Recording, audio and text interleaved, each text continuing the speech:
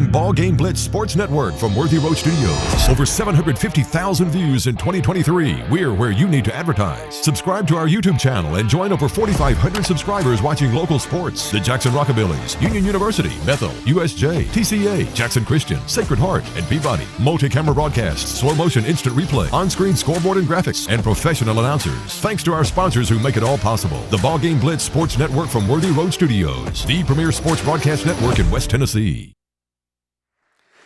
Live from Fred DeLay Gymnasium in Jackson, Tennessee, Flow Sports proudly presents Gulf South Conference basketball. Tonight, the homestanding Union University Lady Bulldogs taking on Auburn-Montgomery, coached by John Plefka. And the starting lineups, Grace O'Gara, who is from Worcester, Massachusetts. Tion Addison from Columbia, Maryland.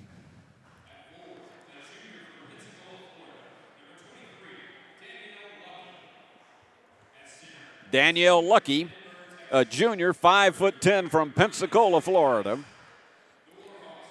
And Brianna Sanchez, the 6'2" senior post player. She's from Edinburgh, Texas.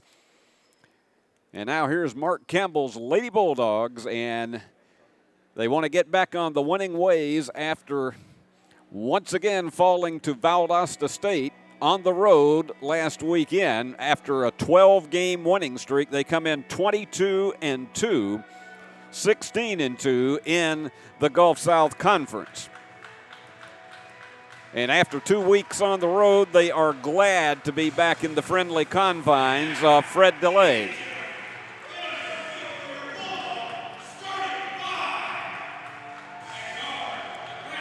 And here comes the guard from Papua New Guinea, Shanique Lucas.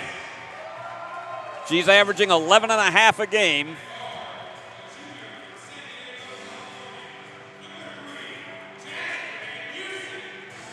Jazzy Van Heusen, and she is back in the lineup tonight. Macy Lee, the leading scorer, averaging 13.5 points a game.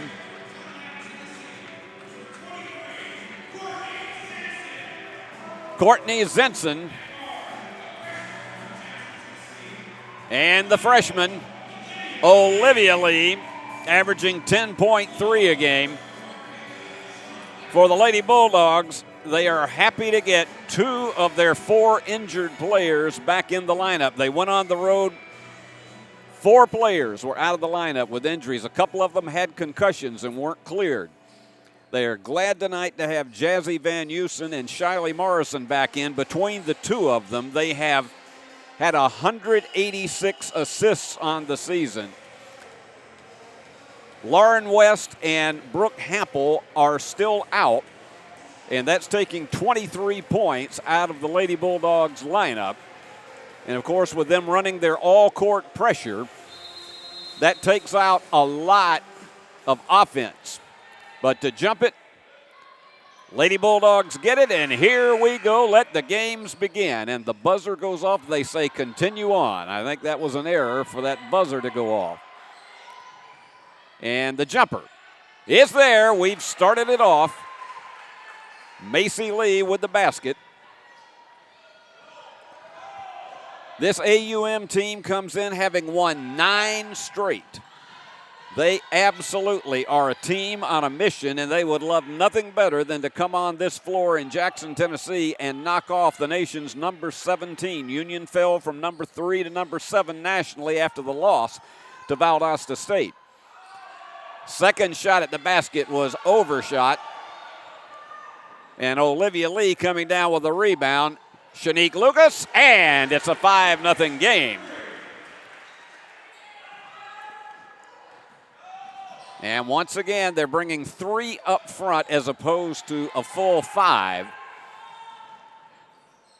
Mark Campbell doesn't quite have the same kind of depth, although he's got plenty of talented players on the bench. From the corner, the bomb is it falls through. But they ruled a violation, and so wiped that one off.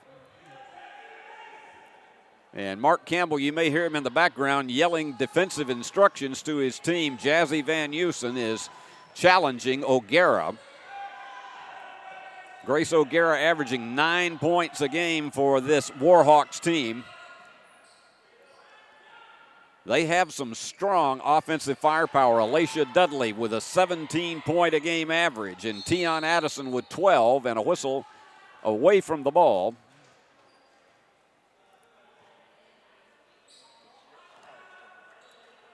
And we're not really sure what the story is on that, but they're going to give it back to the Warhawks over on the side as the officials confer. And Heusen will be on top of this one against Alicia Dudley. Dudley is one of these players anywhere on the floor. She's a danger. She is a threat. And on the inside, beating the defenders and the foul. Excellent job of taking a step ahead of the defenders. And that is going to send to the line. That is going to be Lucky going to the line for a three-point play. Danielle Lucky from Pensacola, Florida, and short. This is a 74% free throw shooting team. Tell you what, I think Shanique Lucas could jump sky high. There you go, the big bomb.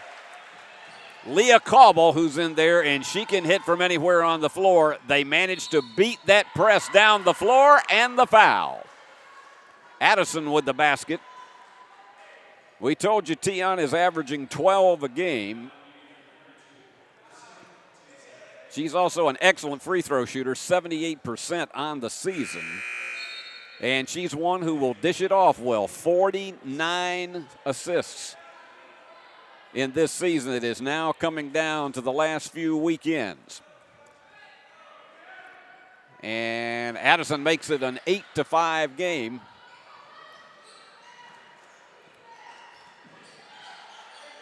Union just could not get any momentum going. The layup there, left-handed for Shanique Lucas. Could not get any momentum going against Valdosta State. That one's going to be a foot race to save it, and they do. John Plefka's team was struggling at midseason. They were right at 500. And they manage as they go for the long bomb. That is a bit short, and the rebound to Lucas. But 9 victories in a row in the campaign, and they believe they can take on anybody. Lucas got the wide open ticket in the left-hand layup. You cannot leave 3 players flat-footed like that because Shanique will go right by them as she just did, and it's now a 12-5 game. The Lady Bulldogs defeated the Warhawks 90-69 down in Montgomery on January 2nd. Beautiful campus they have down in Montgomery. In fact, my wife is a former math professor there. And a big three-pointer. Once again, Addison. She's not the best percentage three-point shooter, 29% on the season, but she can deliver. And there she goes delivering again on defense. And we've got substitutions of 2 for the Lady Bulldogs. Mark is not going to his 5-man rotation, or 5-woman rotation, I should say.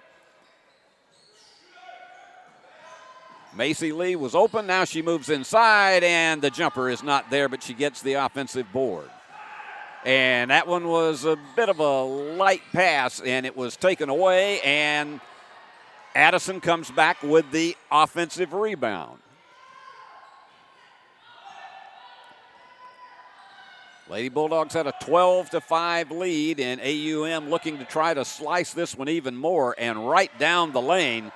It didn't go for Dudley. And Heusen may take it all the way, but instead dishes out for the 3. Yes!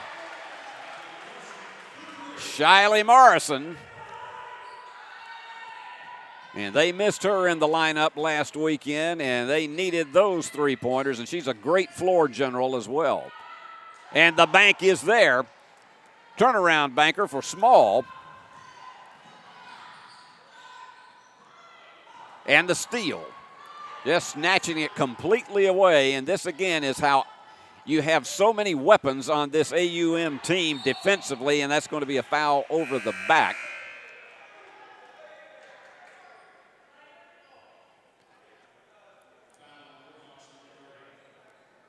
And that is on Small, her first.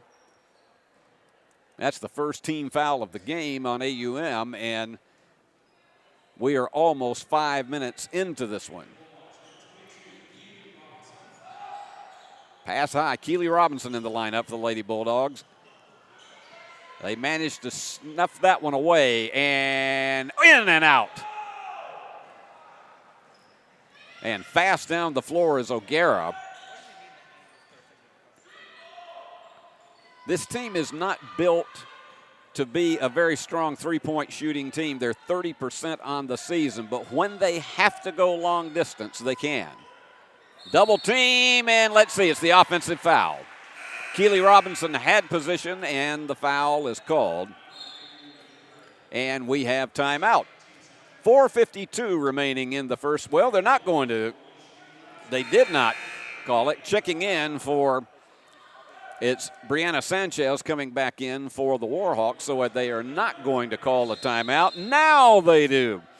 I was beginning to wonder.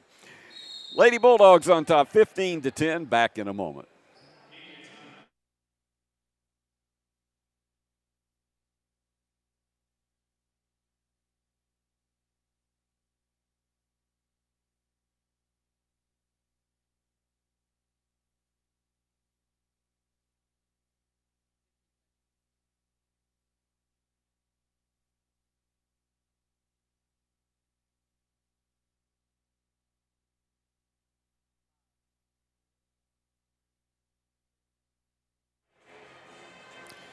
Mark Campbell going over both his offensive and defensive positions, as well as assistant coach Sean Blackburn, who Mark relies on extensively. John Plefka has had his team playing extraordinary basketball over the past month and a half. They have just begun to, what they believe, reach their peak. And this is also important because we are getting down to cases for those top 8 slots that will get into the conference tournament on the first full week in March. And AUM looks like a sure bet to be there with their record at this point in time. Union certainly will be there, along with Valdosta State and some of the other top ones in the conference. And Houston pushed it a little bit right. This time it is Macy Lee, and it bangs out, and on the rebound is Dudley. Union had 2 good looks at long-distance shots. They did not fall. The Lady Bulldogs are now 3 of 7 from behind the arc. They're 55% from the floor. Yet this AUM team only 5 down, almost a steal. Kicked away. No, they say she knocked it off of the knee of Addison, so it is a turnover. Union has been collecting 34 points per game off the opponent's turnovers. And that's how they have really just run roughshod over most of the conference, with the exception of Valdosta State.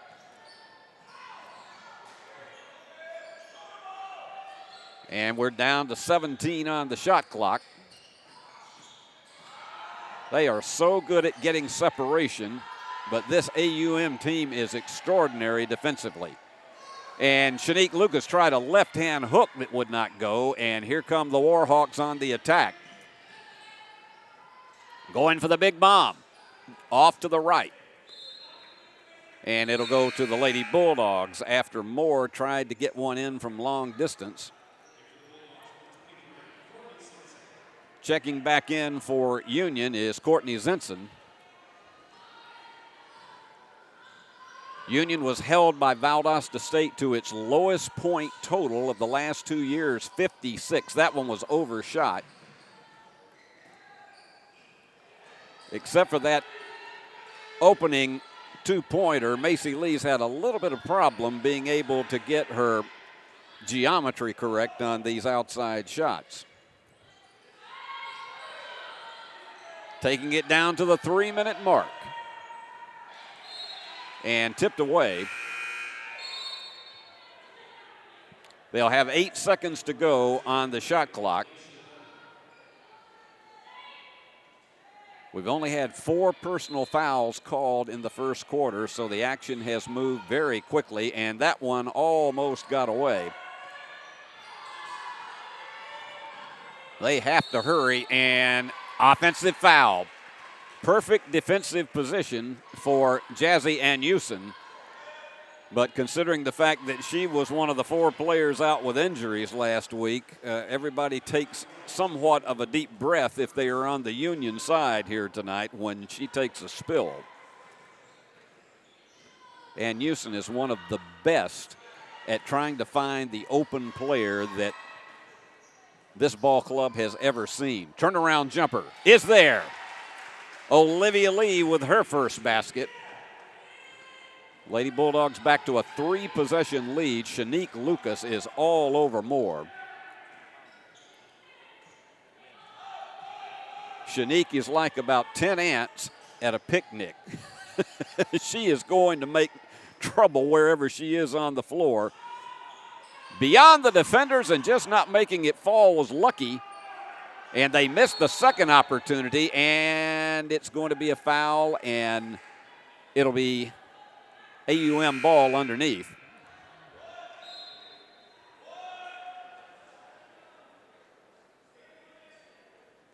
And John Plefka calling his inbounds play. They have a new 20. O'Gara back into the lineup. She's also another one that's excellent with assists. She leads this team with 66 assists. Now they're down to 5 on the shot clock. They're going to have to put up a desperation shot. It's not there, and high for the rebound is Lucas. This team gets a lot of rotation. Sometimes they take some dangerous passes. And the foul.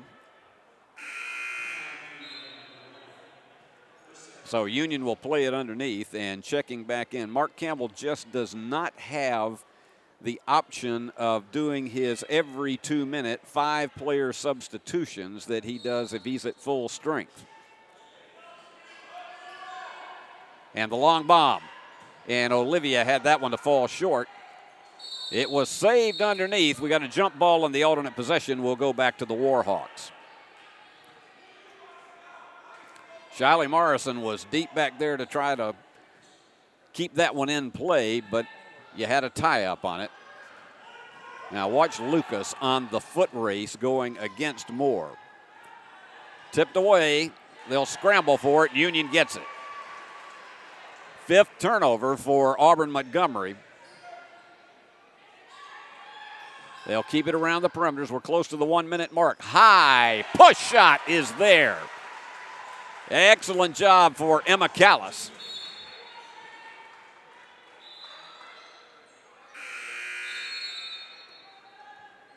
And substitutions checking in once again for the Lady Bulldogs. Shanique Lucas will come out, and Courtney Zinson back in. Mark is going on more of a 1- and 2-player rotation at a time rather than 4 to 5. Try to keep as many players fresh with his all-court pressure. This is O'Gara. Now watch these Warhawks in warm-up, and you look at a team that is just having all kinds of confidence on their 9-game winning streak. Turnaround jumper, not there. Olivia Lee with the rebound, and Morrison will fly it down the floor. They are down to under 30 seconds remaining in the quarter. They can get it down to approximately 10 seconds. And that one was somewhat of a desperation heave. And they were looking for a cutter who didn't cut. That's the 4th turnover for Union. And checking back in is Moore, who is a 3-point threat, although she doesn't put up that many. They're double teaming that ball intently. And the steal, Union will have one final opportunity at it. And open for the 3. Yes, right at the horn. Courtney Zinson with her first 3 of the game, and she is now the 7th Lady Bulldog to score, and Union at the end of a period leads it 23-10 over Auburn-Montgomery. We'll have the next 10 minutes after this.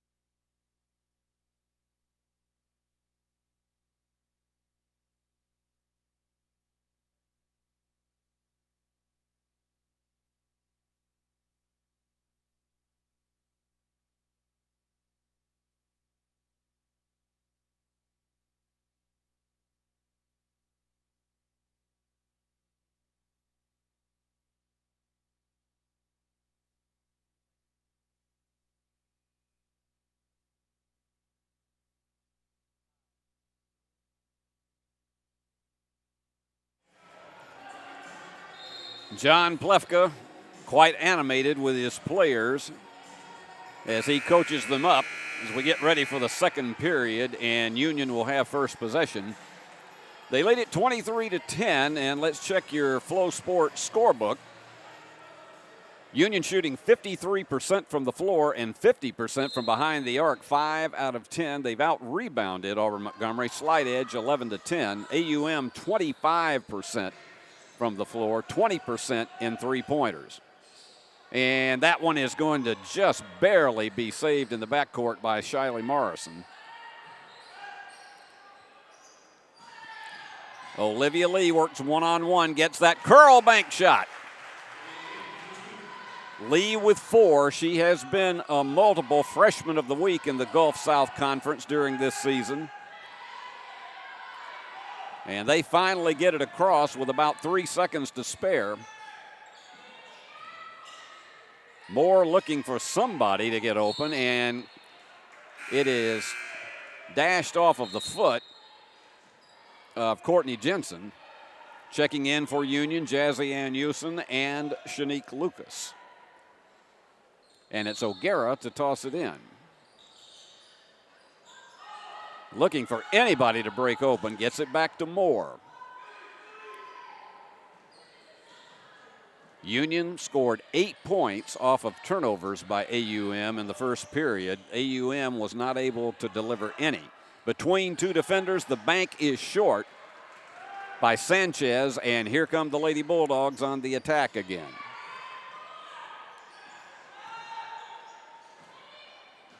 Union always rotating, trying to get a screen, trying to get separation to get open. And they had some there, and Houston, look at that move, and it just didn't drop. So AUM saves the rebound, and Houston knocks it out of bounds. You have about, I think, half of the people in the next county getting ready to check into this one for both teams.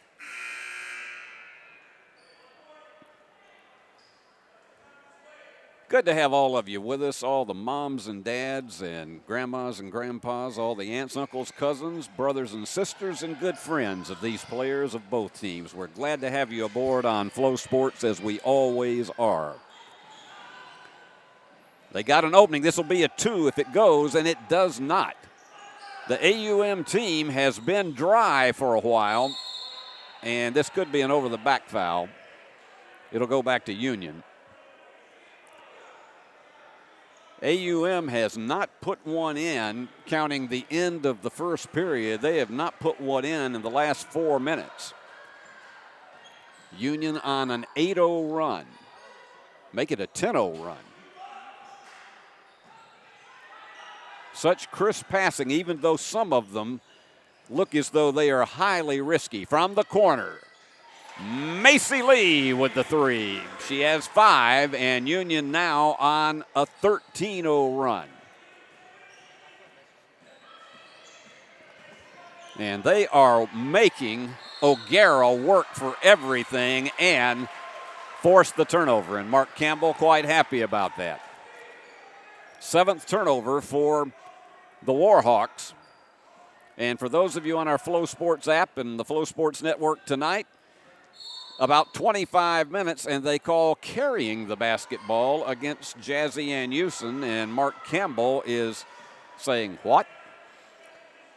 About 25 minutes after the close of this one, we will have the men's half of the doubleheader between Union and AUM. And almost stolen by Morrison. And John Plefka, he wanted a foul on that one. They're under 15 on the shot clock. And they've just had a hard time being able to drive in the paint and go in the baseline. That's one of the reasons, and traveling is called. You had 2 Lady Bulldog defenders that hemmed up Lucky, and traveling was called. So AUM with another opportunity to try to score, and it just goes astray. They're now 5 minutes without a basket. Underneath, reverse layup to Lucas. They work on that in practice. Tipped away. Robinson had it. O'Gara manages to drift through. And she goes for the 3. Gets it. And timeout is called. It's 30-13. That was the first basket in 5.5 minutes for AUM. We'll be back with more after this. Your life. Your home. Your business. Your future. Focusing on you, West Tennessee Bank strives to serve its clients in every season of life. With vast experience in personal and business banking, we take pride in guiding you through significant events. At West Tennessee Bank, we help you realize your dreams. West Tennessee Bank is a division of Decatur County Bank, equal housing lender, member FDIC. West Tennessee Bank, focused on you. Steve Beverly back live with you here from Fred DeLay Gymnasium in Jackson, Tennessee. Let's give you an update on the scoring totals.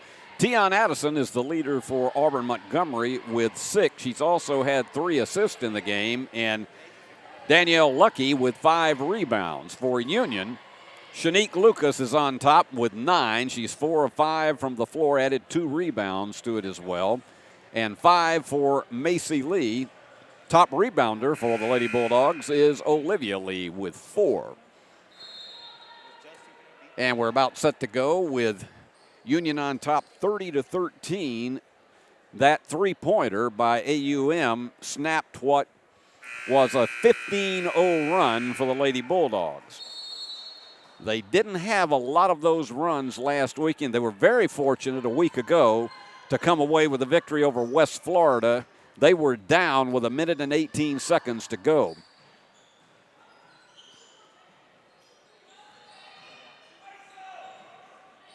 Robinson was hemmed up by 2 defenders, and that pass goes astray. And not able to get it with the overhead bank was Moore. It's been a tough night from the floor for Auburn-Montgomery, 5 out of 21 for 23%. Mark Campbell still shuttling, usually 2 at a time in the game, but shuttling them frequently. And blocked. Perfect timing on the block. And wide open, down the floor it goes for a layup for Tion Addison. Give her 8. So Union has given up a 5-0 run to the Warhawks. Macy Lee trying to get that spin move, and underneath as she dished it off to her sister, and Olivia will go to the line for 2.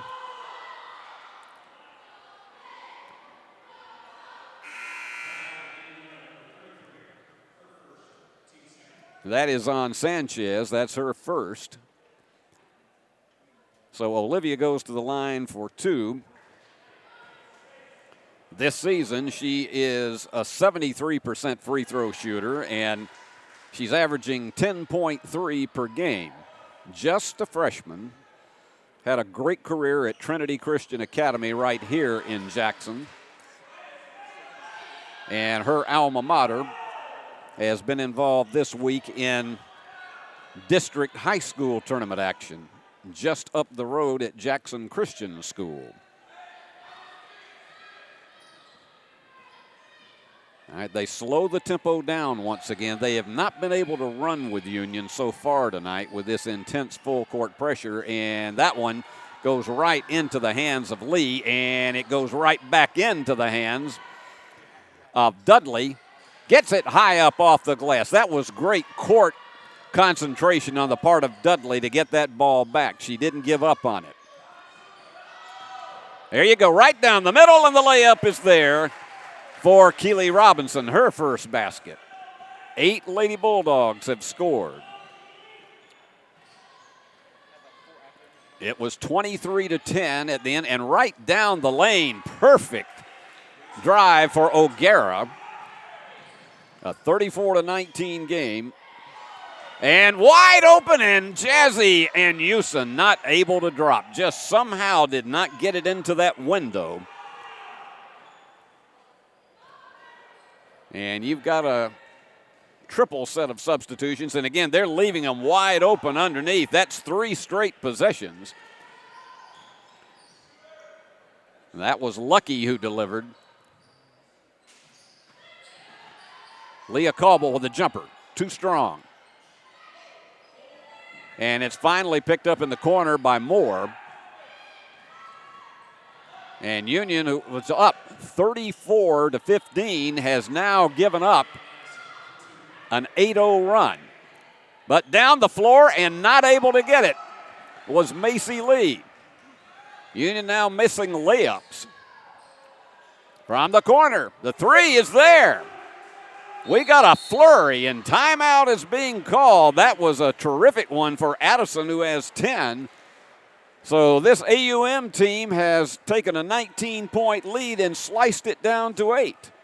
We'll see what happens after this.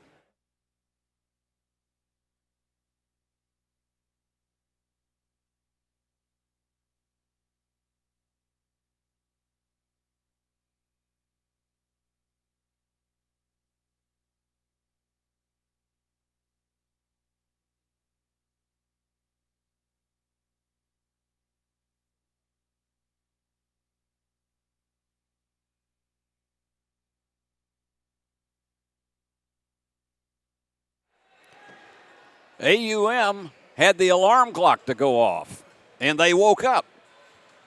11 straight points. Earlier, Union went on a 15-0 run, and now the Lady Bulldogs are being pushed. They go inside, and not sure which way to go, but finally getting and not getting the layup to fall. That is 3 layups that the Lady Bulldogs have missed. Emma Callis couldn't get it to drop. If they get one here, we have definitely got ourselves a game. Big long bomb. In there. Outstanding for Addison. She has 13. A 14-point run for AUM.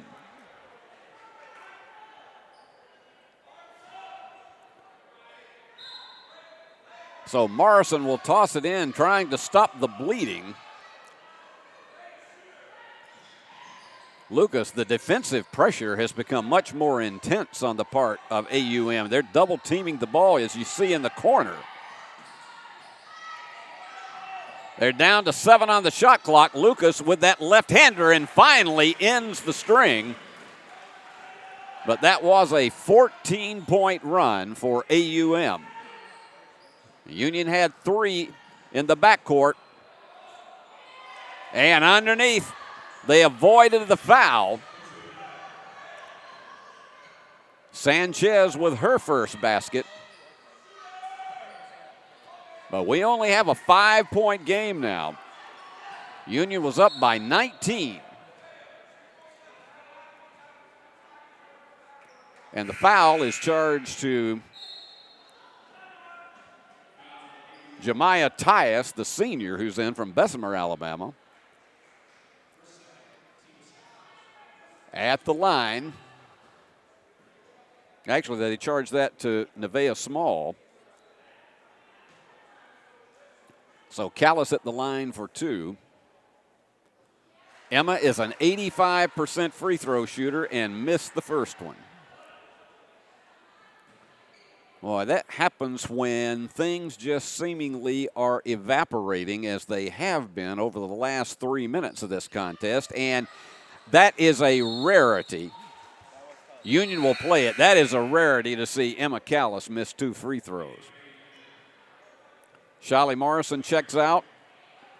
Macy Lee back in for Union as we're down close to the 2-minute mark in the first half.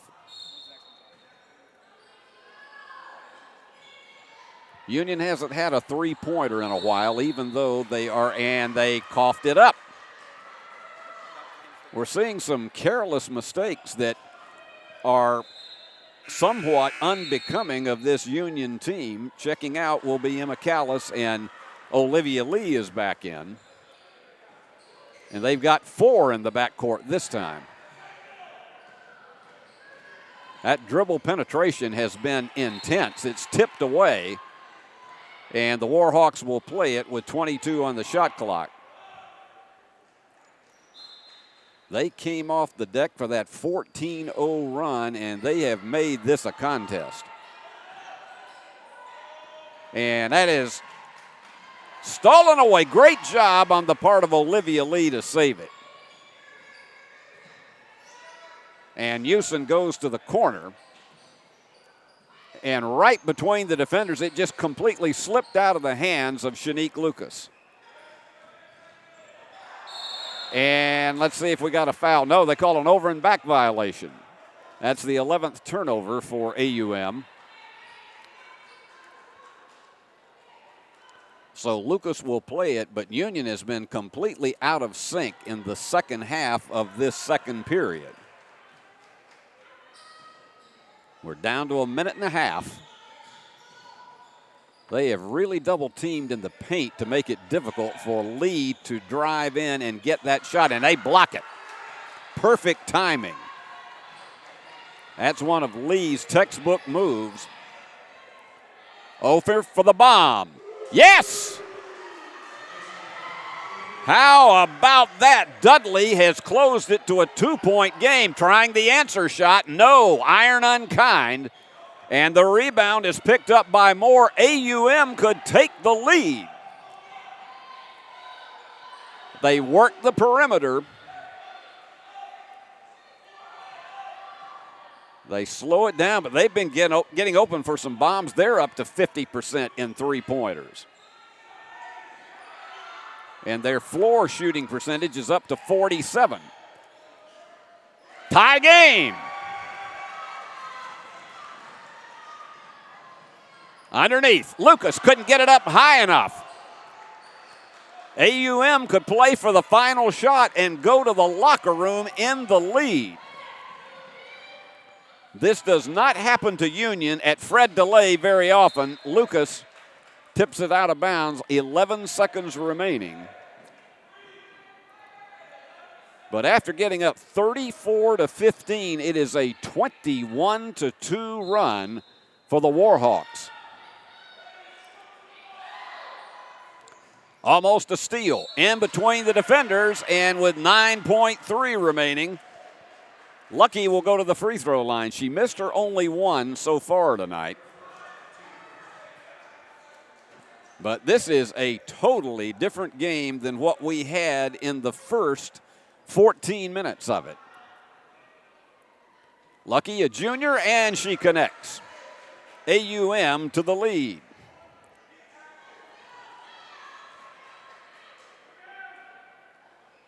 Connects on both of them. A 23-2 run for AUM. Jazzy fakes it, and overshoots the layup. That is now 7 layups missed by the Lady Bulldogs. And how about that? 38-36, as Union has been shell-shocked in the second period after going up 34-15, a 23-2 run for AUM in the final 6 minutes. Let's take a look at your Flow Sports scorebook. It is Tion Addison who has led the way with 13 points, 4 rebounds, 5 assists for AUM, 8 for Dudley. Alasia has picked up 2 steals and 1 rebound, and then you've got 6 for Lucky, including those free throws that she just had. She is the game leader with 7 rebounds. For Union, that seemed to be coasting away in this one, it's Shanique Lucas with 11. Couple of rebounds she has, 6 for Olivia Lee, and 4 rebounds, but the Lady Bulldogs have missed 7 layups in this game, and that is usually a telltale sign. It happened against Valdosta State on this floor back in December when they missed 19 layups in the contest. So a big, big difference in this game in the final 6 minutes of the second period, and AUM is in the locker room with a lead over the nation's number 7 team, 38-36. Let's take a break. When we come back, we will bring you the team halftime statistics. So stay with us, everybody.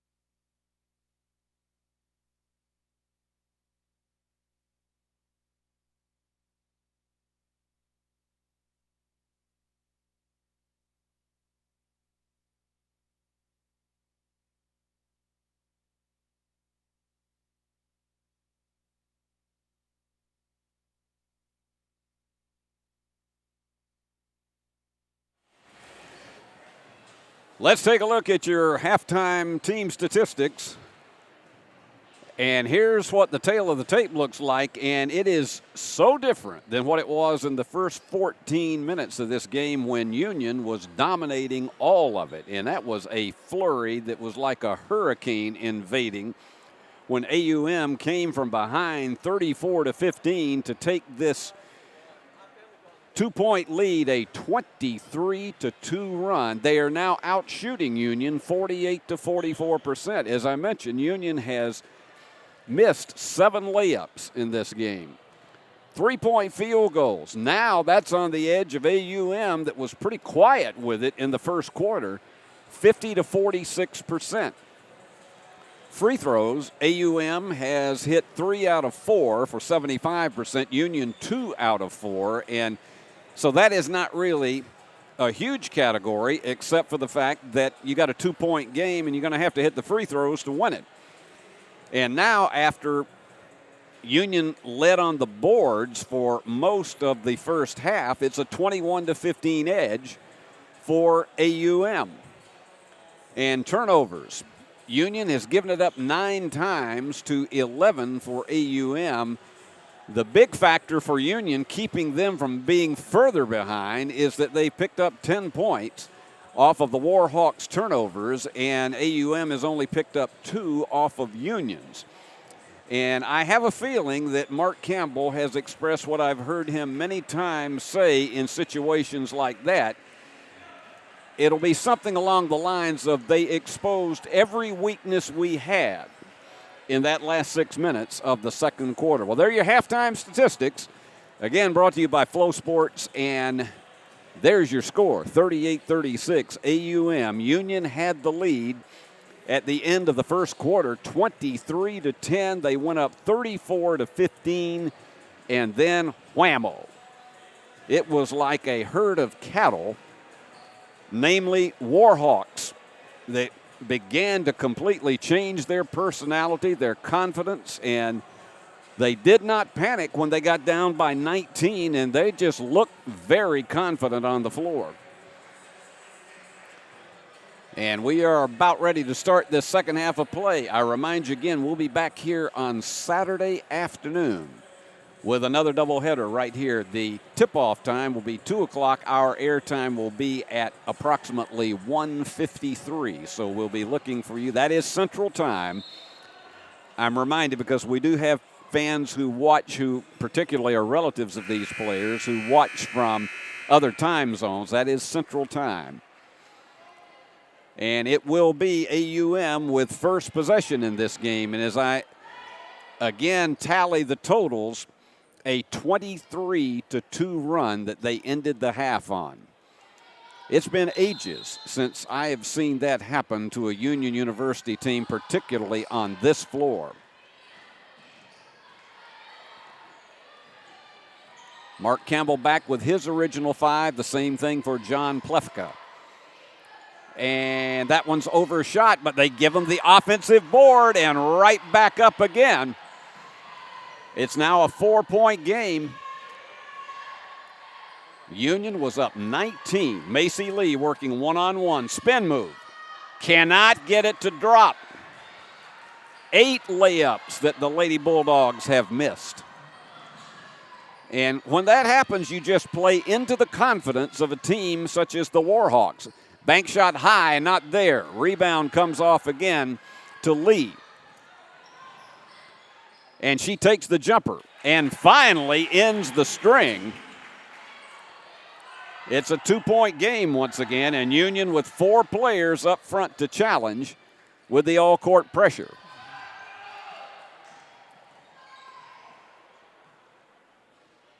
They slow that tempo down once again. Addison has been so outstanding in this game so far with 13 points and 4 rebounds, and Lucky has been hitting the boards. 9 rebounds to go with her 8 points. O'Gara thought she had it on the inside. Turnaround. Bank is too hard.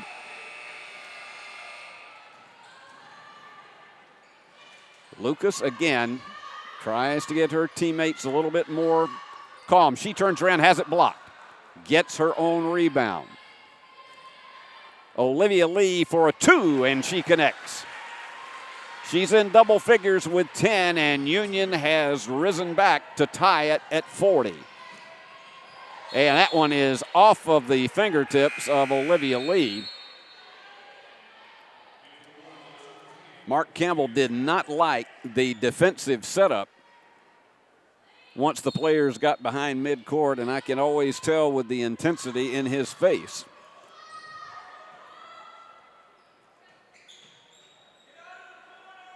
And Houston comes over very quickly to pick up Dudley. And that one doesn't fall, but going to the line for 2 will be Jamaria Moore.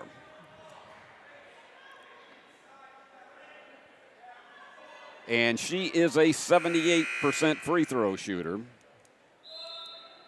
And Mark Campbell is sending in 4 this time as subs.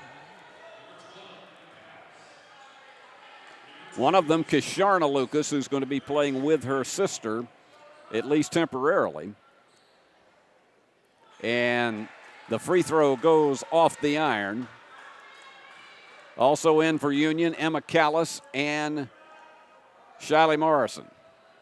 Miss both of them. That rarely ever happens for Jamaria Moore. Union trying to go on a 6-0 run now. And the big bomb. It is there. The alarm clock going off for Union now. That is a 7-0 run. They're going to have to chase that down, and it looks as though she lost it out of bounds. That is the 12th turnover for the Warhawks. But as Mark Campbell will tell you, you have got to get points off those mistakes. Otherwise, they're wasteful. Lucas tries to take it all the way down, and she does. She does that almost 180-degree curl to the basket. They're open from the corner for an answer, and it is there. Union has not done a good job of defending the 3. 6 out of 11 for 55%.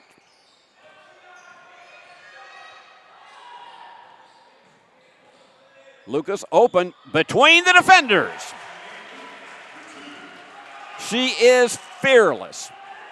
We call her the steam engine because of the fact that's just the intention that she get. And look at that in the corner. They are again leaving the left-hand side of the wing open underneath. They gambled, and Leah Cauble was underneath. So it's been a 3-for-2 trade on the last 2 possessions. Union back to the lead at 49-46, but we do have ourselves a dandy here. O'Gara can't get it up high enough off the glass. And it looks like they're going to call a foul on Shanique Lucas. That would be Shanique's second. Nobody is in any kind of serious foul trouble with the exception of Nevaeh Small. She has had 3 called on her. Lucas will come out and back in Courtney Zinson. Mark has been doing a little bit more shuttling here in this 3rd quarter. But as he'll tell you, and many coaches will, the 3rd quarter is often where the game is decided. And took a step. Moore called for traveling. 13th turnover for the Warhawks. And taking it slowly again is Shiley Morrison. As I said, she's a good floor general. Wide open for a 3, and it's short. You can see that Caldwell just didn't have enough push on that one. And here goes O'Gara. Excellent ball handler she is, and it is knocked out of bounds. They said it did not go off the hands of Dudley, so AUM will play it underneath. Keely Robinson checking back in.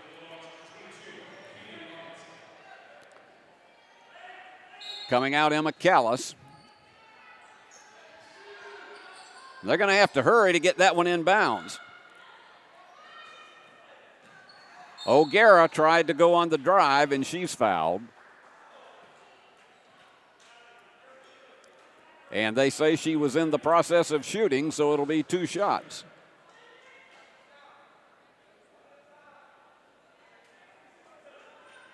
That's the second foul on Leah Cauble. Free throw is there for O'Gara.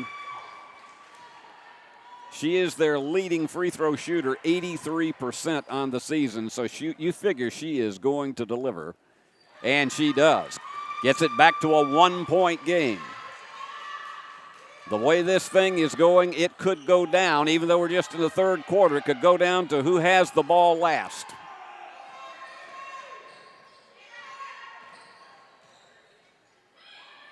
Union had a bit of a flurry to start the second half, had a 6-0 run. Dangerous pass, but they save it. Under 10 on the shot clock, and throwing it away was Olivia Lee. That's 10 turnovers for Union. They've been very fortunate that they've only given up 2 points off their own mistakes. And here comes O'Gara. Excellent floor leader she is. She's in command all the time, and just a freshman from Worcester, Massachusetts. She went to Marianapolis Prep School. Under 10 on the shot clock. And O'Gara looks like she's going to pull up and try one. Iron unkind, tipped away, and it's going to go back to the Warhawks. And we got 4:48 remaining. We have timeout. Union on top by 1.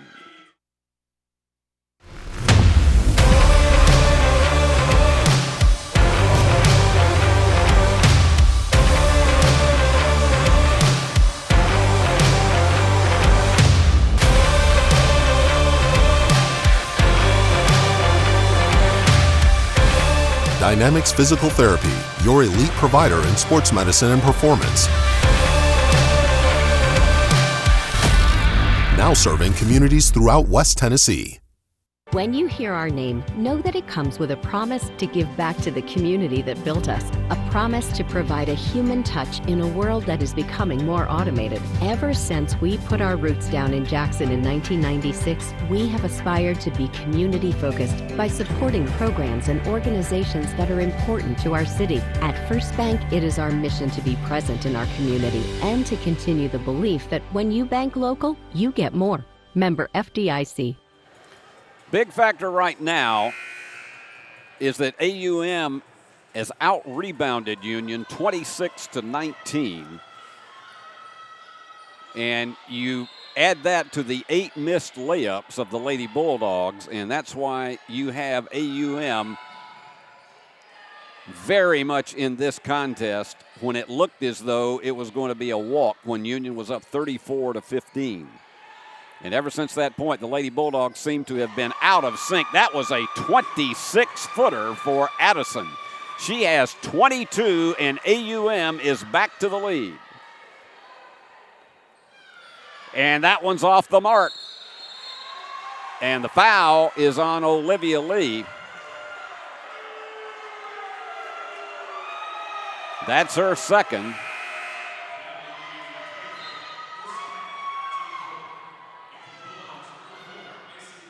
And Mark Campbell will bring 4 players up front. Keely Robinson sits down. Macy Lee is checked back in. They got to hurry. They've got her cornered.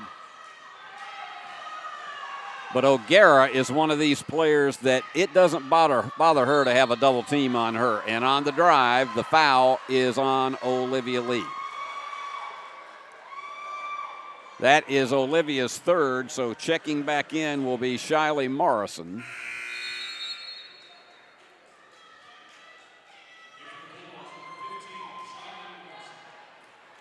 That's also the 15th foul on the Lady Bulldogs in this third period, so AUM is going to be in the bonus the rest of the way. Union, they're going to have to go some to get there because they have not been fouled a single time by the Warhawks. Dudley connects. This would put her in double figures. And she does, and it is a 2-possession lead for the Warhawks on the Lady Bulldogs' home floor.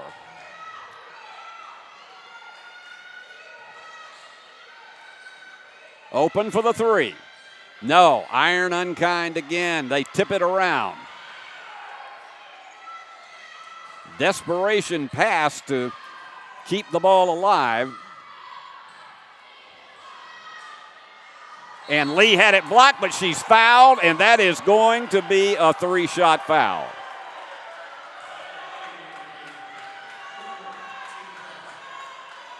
That was one of those bang-bang plays, but she could not stop her momentum. She blocked the shot, but she also fouled Macy Lee.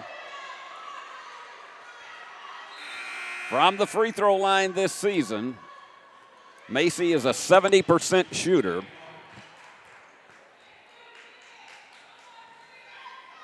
And this is crucial for her to deliver, and pushed it.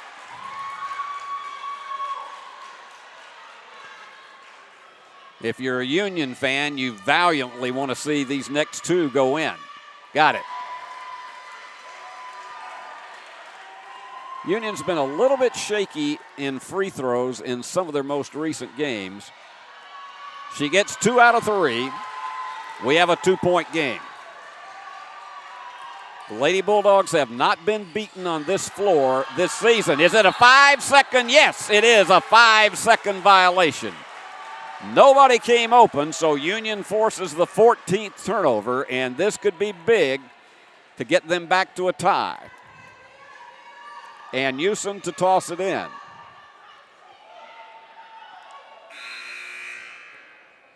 And checking back in is going to be Jamaria Moore, and O'Gara comes out.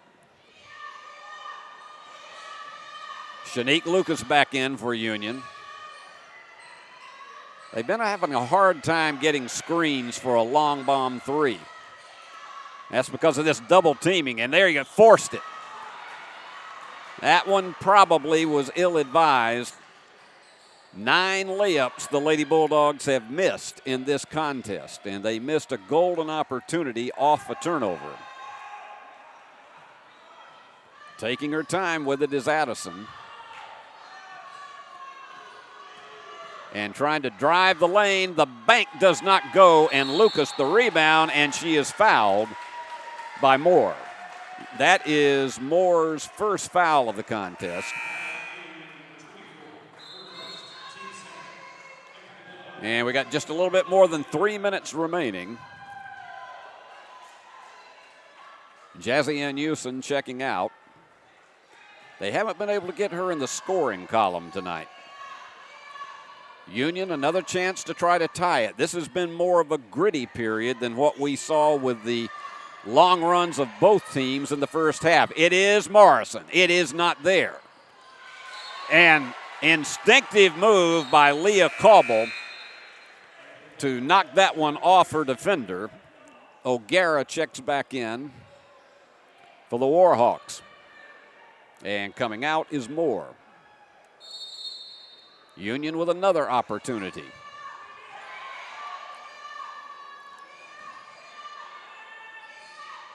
Driving the lane. And the floater will not go. It's these short layups or 3 to 7 foot shots that Union has just not been able to deliver on since midway through the second period, when it seems as though they just lost their zip. And a lot of that has been this intense defense on the part of AUM. Addison tried to get an opening. They got 4 on the shot clock, can't get it up. And they're going to call that a 30-second clock, or are they going to say it was kicked?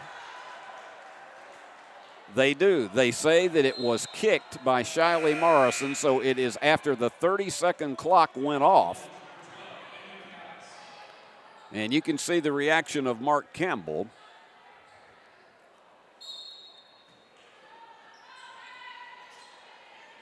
Union has not been able to get on one of those scoring flurries in this third period after getting the first 6 points of it.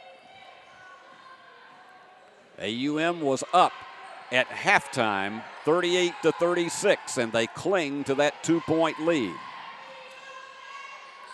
That one's blocked, but they save it. They got to hurry and get it. Excellent job by Sanchez of saving it. Forced it again. 10 layups they've missed. Lucas, no.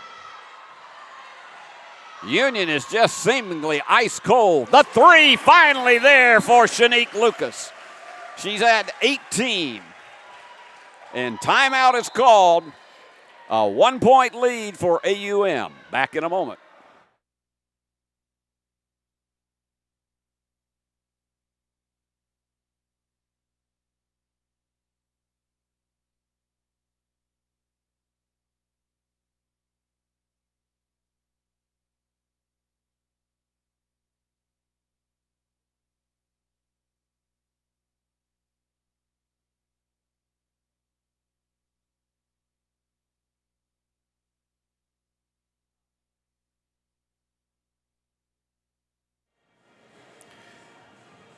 Mark Campbell again trying to settle this Lady Bulldog team down that just appears to have been somewhat shell-shocked still from that 23-2 run by AUM at the end of the first half.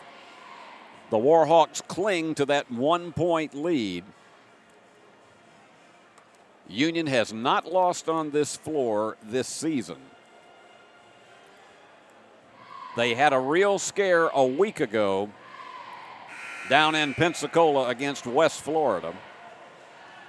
They were trailing with 1 minute and 18 seconds left and managed to eke out a 3-point victory, and then had the tough one, again with 4 players injured, had the tough one, losing by 18 to Valdosta State, the only team Union has lost to this season. The Lady Bulldogs defeated AUM 90-69 in Montgomery. But this is a team that has won 9 straight, and they have been on a mission. It's been a tremendous coaching job on the part of John Plefka. They're down to 8 on the shot clock. They have to hurry. They put up a 2, and it's short.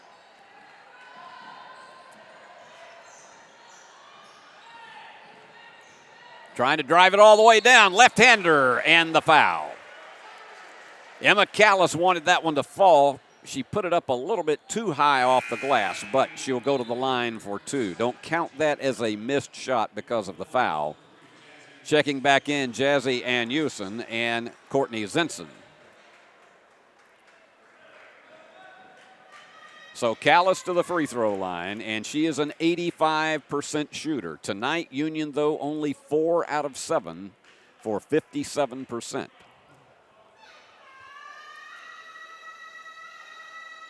And she's tied it at 55.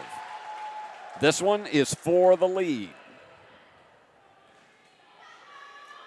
If anybody went away with 6 minutes to go in the first half, as Union takes the lead, if anybody went away at that point to have supper, I'm sure they are stunned at this score because of the fact that Union had been on top 34-15. Oh, it is stolen. Knocked away, and it is going to go to Union. That was one of those, shall we say, dramatic pauses. And Anusin will toss it in. 15 turnovers that have led to 12 Lady Bulldog points.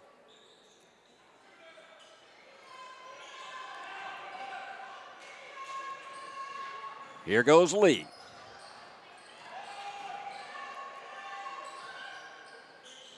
Driving the baseline. And then for the 3, Anusin. No. Too hard off the iron. They tried to save it, but they could not kick it off of AUM. So we got 31 seconds to go, and the Warhawks will very likely wait until the last possible moment to try to get a shot off. Tipped. She gets it back. They may have some numbers down here, but she decides to pull it back outside, did Dudley. Union by a single point. Biggest lead in this period has been 4, and that was by AUM.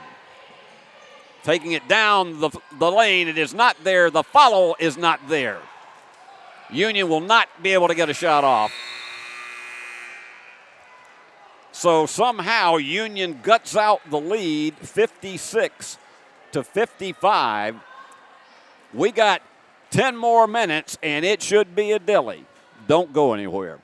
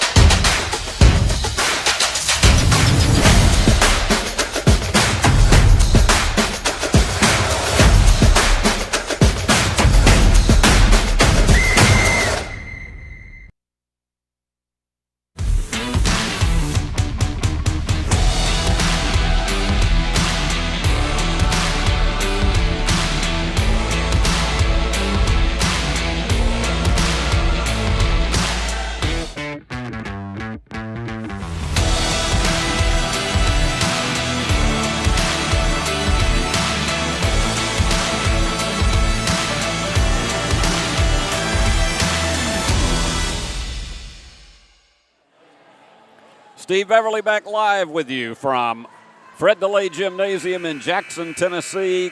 Good to have you on the Flow Sports app tonight.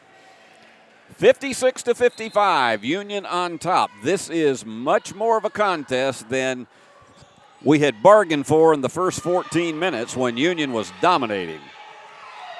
Now they're having to fight to protect their home court advantage. Lucas wide open. No, iron unkind, and the rebound comes off to O'Gara on the tip. For a point guard to come up with 3 or 4 rebounds a game, you just have to consider that a bonus, and O'Gara has delivered that tonight. And this team has just succeeded in getting Union completely out of sync, and between 2 defenders, the left-hand layup was perfect.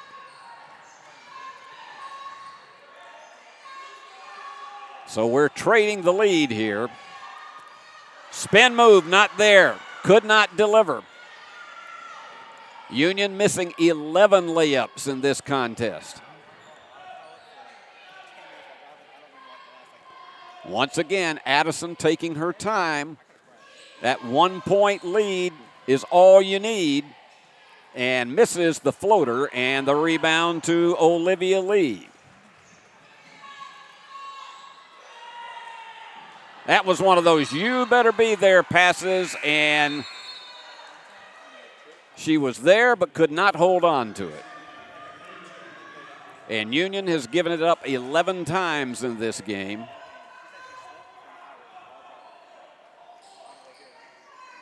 And Mark Campbell intensely, and they're trying to go for the home run. That is one way you beat this press, and they couldn't quite beat it all the way down for an easy layup. But AUM just controlling the tempo of this game, and that is going to be on Macy Lee. That's her first foul.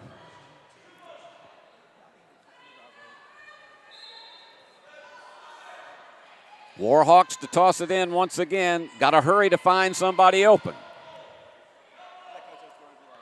And Houston working against Addison.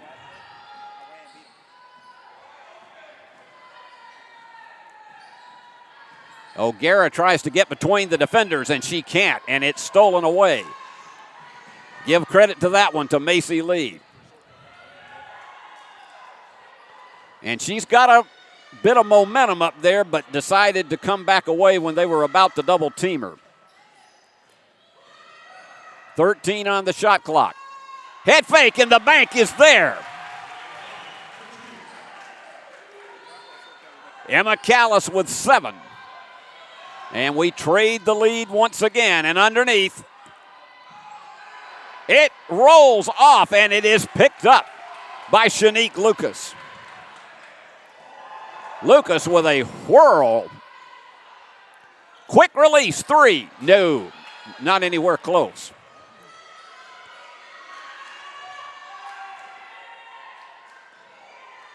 They work the perimeter once again. And the big bomb. No. Lee couldn't make it fall. Union had 2 opportunities to extend the lead and could not do it. Going for the bomb. No, in and out. They get the bank.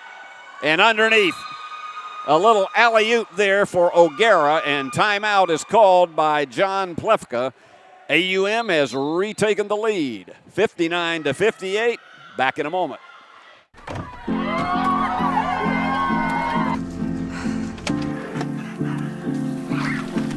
I get some help?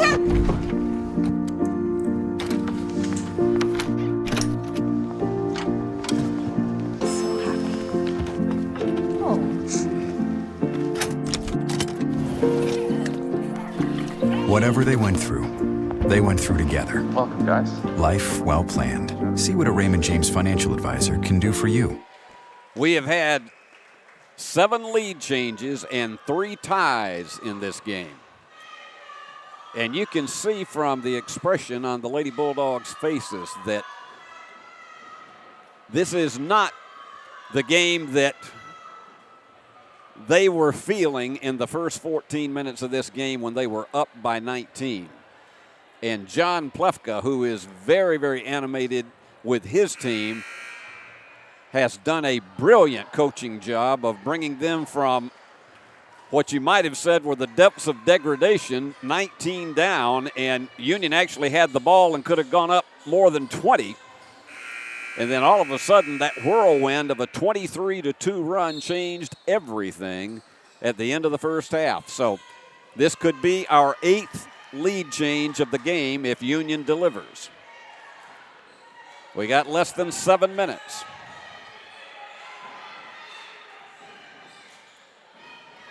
Big bomb.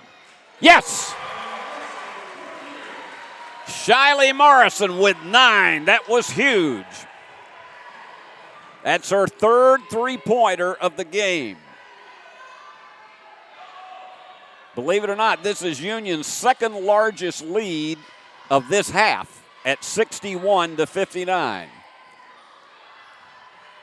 They thought about going for the 3, and then that was a late call, but they said it was tipped out by Union on the attempted block. You get the feeling that every possession is so grueling in this game.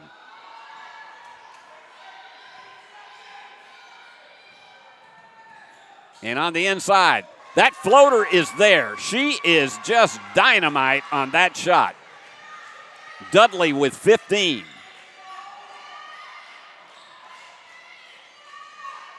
They go in the corner once again. They couldn't get open for a screen for a 3. Down to 12 on the shot clock. And the floater on the other side goes. Shiley Morrison in double digits with 11. They're going to try to run it right over. Offensive foul.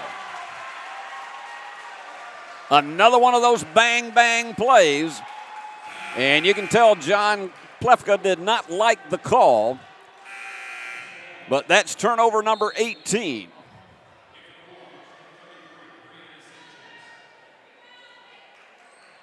Sanchez will check out.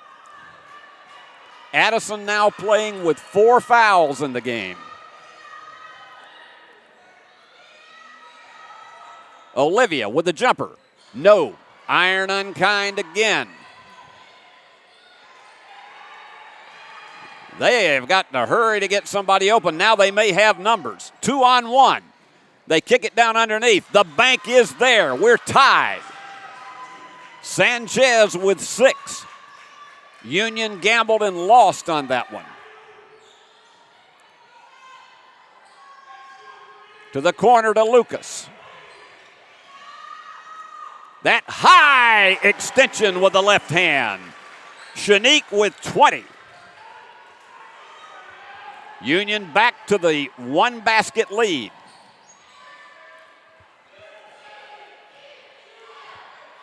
Don't go to the refrigerator, and be sure to have your blood pressure unit there because it's probably going to go up. The bomb, and almost getting the Plinko drop.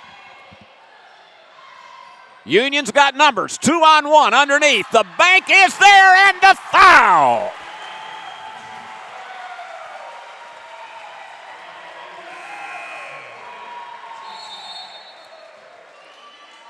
And checking back in. And let's see what, that is the 5th foul on Addison. That's a big blow for John Plefka. 21 points tonight, 8 out of 14 from the floor. She had 4 3-pointers, 5 rebounds, and 5 assists. And here is Leah Cobble. 5-point lead for Union, the largest lead for either team in this half.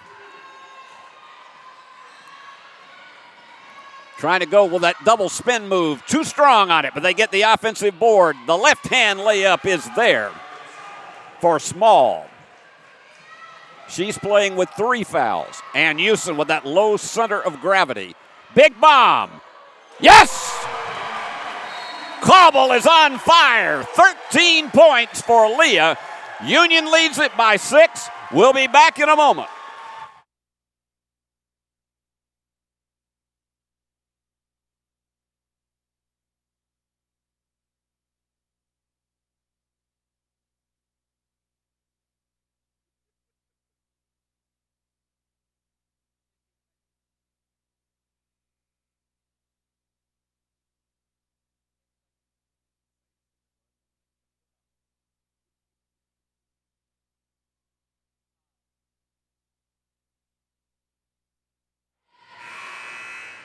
Well, years ago on You Bet Your Life, Groucho Marx used to say the secret word, and right now it is comeback for the Lady Bulldogs. They're up by 6, back into that all-court pressure with 4 play. Actually, all 5 are up front.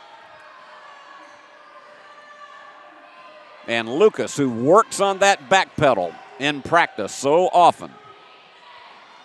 Almost stolen. Every possession now so critical for both of these teams. O'Gara with it, trying to go between the defenders. Almost lost it. They're down to 7 on the shot clock. They got to go for a desperation 3, and it's not there. And scrambling, get the offensive board. Here's the steal. Here goes the steam engine. Down the stretch she goes, but she draws the foul. Oh, my heavens. I see that.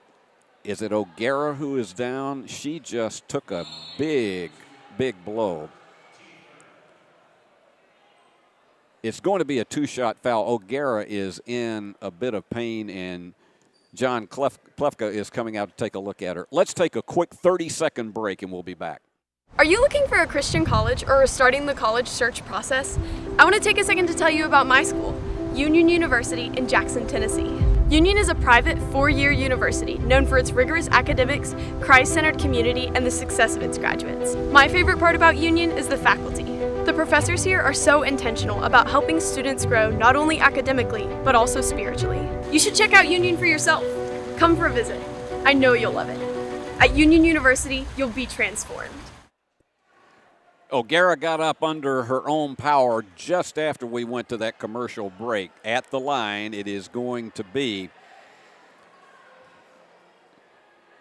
let's see who it's not going to be Leah Cobble. They're trading position. It's going to be Shanique Lucas going to the line for 2. Union has 4 players in double figures. Shanique with 20 is the leader. 13 for Leah Cobble, 11 Shiley Morrison, and 10 for Olivia Lee. These are 2 huge free throws. Shanique, a 77% shooter. This young lady has been such a big favorite in the 5 years of eligibility she's had at Union. This is a big one. Yes. Now it's a 3-possession game with 3:18 remaining. And Addison out of the game with 5 fouls. Shanique with both of them.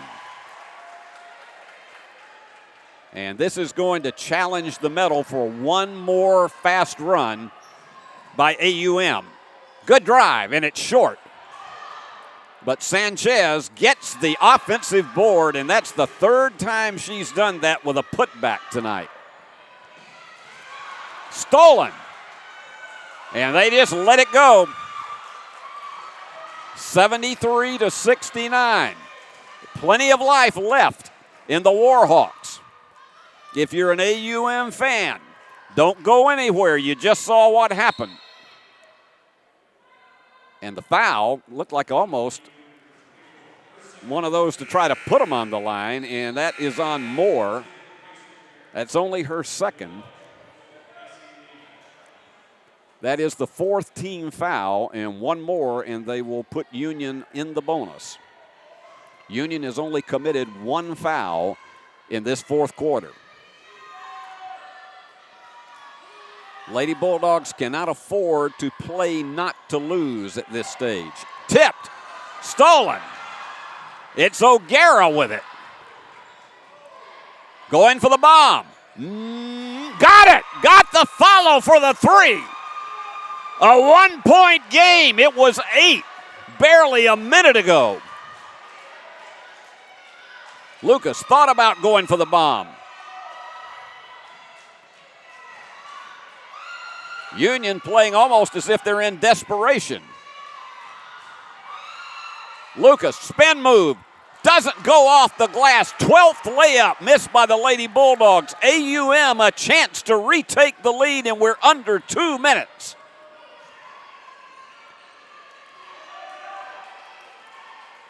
Union does have some fouls to waste, but you don't really want to do that at this stage. Down to 8 on the shot clock. The jumper, not there. Macy Lee with the rebound. All right, Ann Houston will settle it down. But Union desperately needs a basket to end this dramatic flurry on the part of AUM. Wide open underneath is Lucas. Yes! Timeout, Mark Campbell. We'll keep it right here, 75-72. It is hard to reset this. It was 73-65. Union with an 8-point lead. AUM goes down and gets 1 basket, then immediately gets a steal. This is why you can't take your eyes off of them. It's like going through one of these small towns, and if you blink your eyes, you'll miss it. Well, that's the same thing here. 73-69 it was, and then Union misses one, and they come down with a 3-point basket to suddenly, it's a 7-0 run. We got a 1-point game.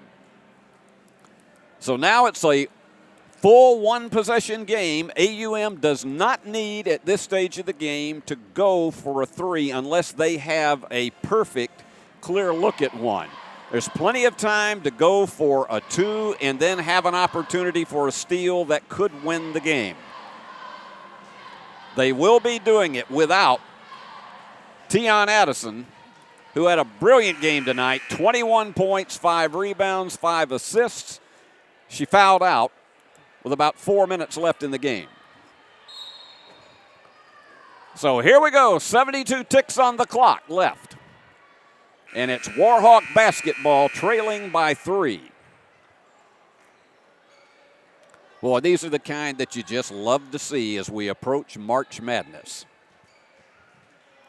Make sure that you have taken your pulse beat before this last 72 seconds. Union keeping 2 up front. O'Gara will work against Lucas. She thought about going for that 3. This team has shot well above its season average. Fall away jumper. It goes! A 1-point game. Moore has had that happen twice where she got the bobble and it went. This place is on fire right now. Union by 1. The lob to Lucas. They're down to 10 on the shot clock. Here's Lucas. She's going to work one-on-one. Yes! That's one of those that was her decision, and she let fly and hit it. You see what's left on the clock. They almost have to go for a three now. Would Mark Campbell dare foul at this point? They go for the bomb. Yes! Dudley with 18 points. 3.8 seconds remaining. Now remember, timeouts after a basket, and you can see there's a fan from AUM that is eating that up. In women's college basketball, if you get the ball underneath your basket after a basket was connected, then you get the ball down at your end of the floor.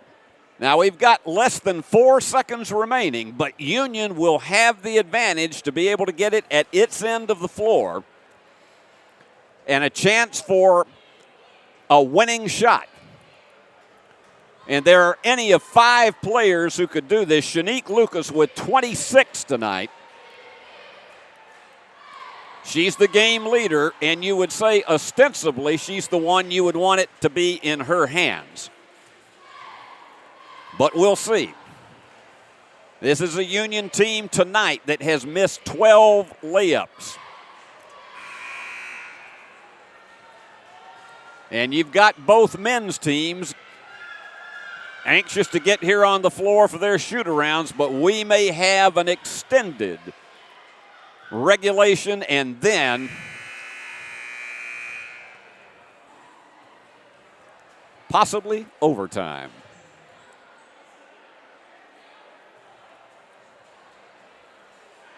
And so the officials are, and let's see if John Plefka is going to call timeout again. Now, Plefka is out of timeouts. Mark Campbell has 1. They have put an extra half second on the clock, so now 4.3 seconds. Any slither of time definitely is an advantage of the team that has the ball in a situation like this. They go through these things in practice. Situational basketball, where you have a situation, 4 seconds left, you get the ball at your end. What's the play going to be? The key thing Union has to guard against is a slithery pass that gets out of their range. Let's see what Mark Campbell has drawn up. 4.3 to go. Here we go. They have to hurry. Lucas. And Cobble for the win. No. Well, the play did not go as drawn up. We are tied at 77. We're going to have 5 more minutes. And we'll come back for it after this.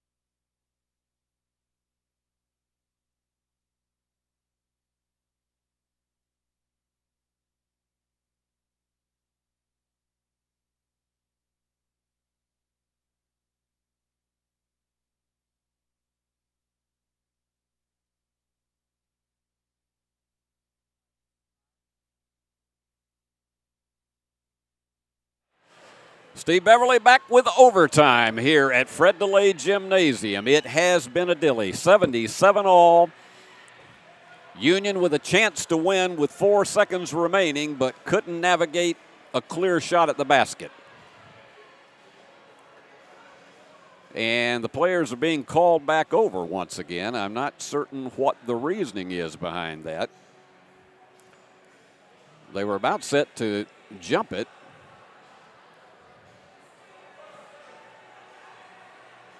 And I think they are discussing whether, this is going to be a jump ball. It's not an alternate possession thing when you go to overtime. So Macy Lee will jump it against Lucky. All right. Enjoy it, friends. Let the overtime begin.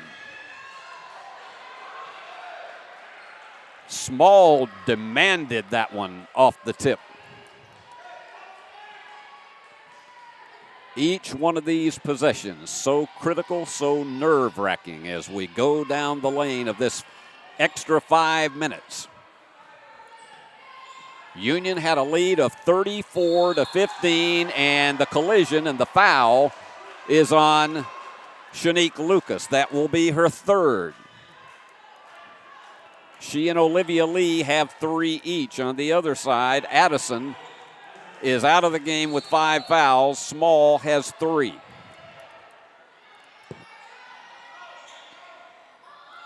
And they're going to carry that one all the way back to midcourt.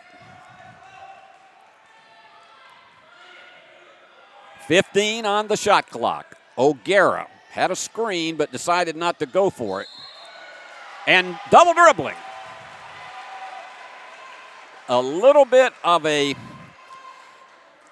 just change in direction for O'Gara, and that is the 19th turnover for AUM.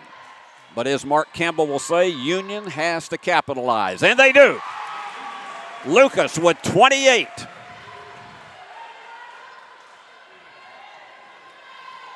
And she is relentless and tireless. She could go at it. She's been at it 33 minutes, longer than any Lady Bulldog, but she could go at it 45 if you ask her to.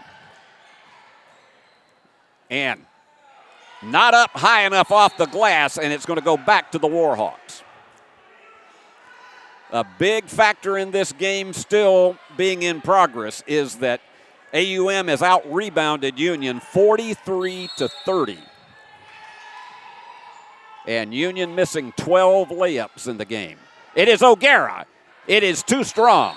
And they scramble for it. And it looks like the foul. And it is the bonus situation for Union. This could be a huge factor because you carry over into overtime the bonus situation. Union's there, and the Lady Bulldogs only committed 2 fouls in the fourth quarter.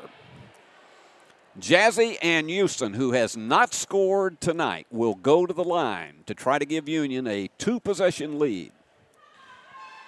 These bonus free throws are so crucial, and she does it. She waited for 41 minutes and 15 seconds to deliver her first free throw, but that was critical. In and out. That's going to go up high, but finally picked up by Sanchez. Union by 3. O'Gara with it in the corner.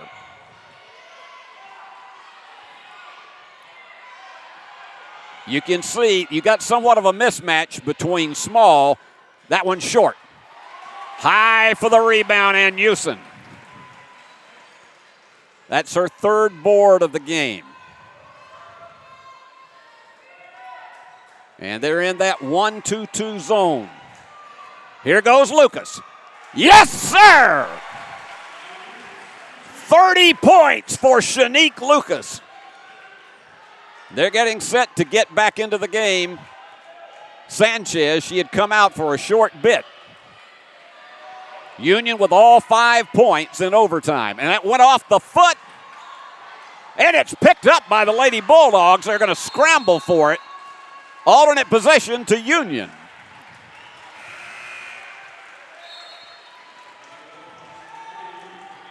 What a Thursday night this has been.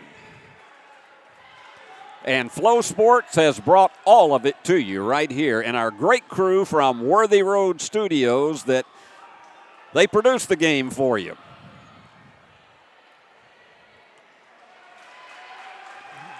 And they got to clean up a little bit off the floor here. Our usual floor attendant, a guy named Cowboy Curling, is not with us tonight.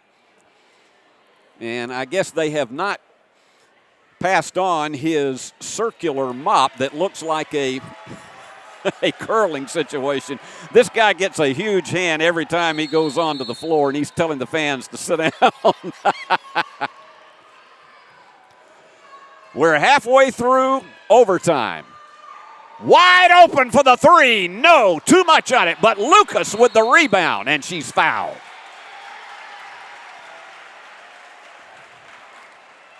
And John Plefka is shuttling in and out between Sanchez and Small. Small playing with 4 fouls. Lucas tonight from the line has hit her only 2 that she has had, but she's been 13 of 19 from the floor. 30 points to lead the game. 31. This one to make it a 3-possession game, but you remember the last time that happened, it was a quick comeback by the Warhawks. Got them both. 32, Shanique Lucas.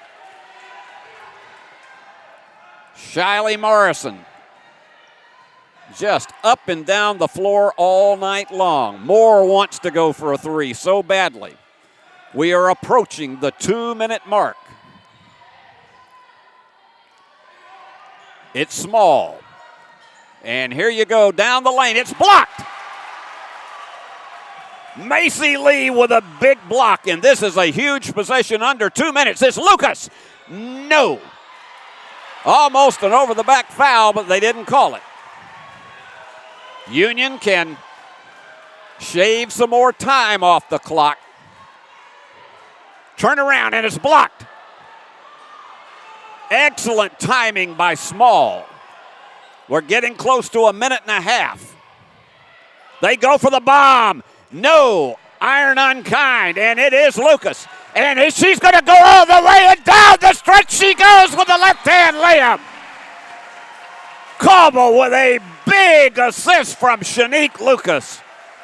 Leah Cauble with 15, 86-77. Let's take a quick timeout, 30 seconds. Back.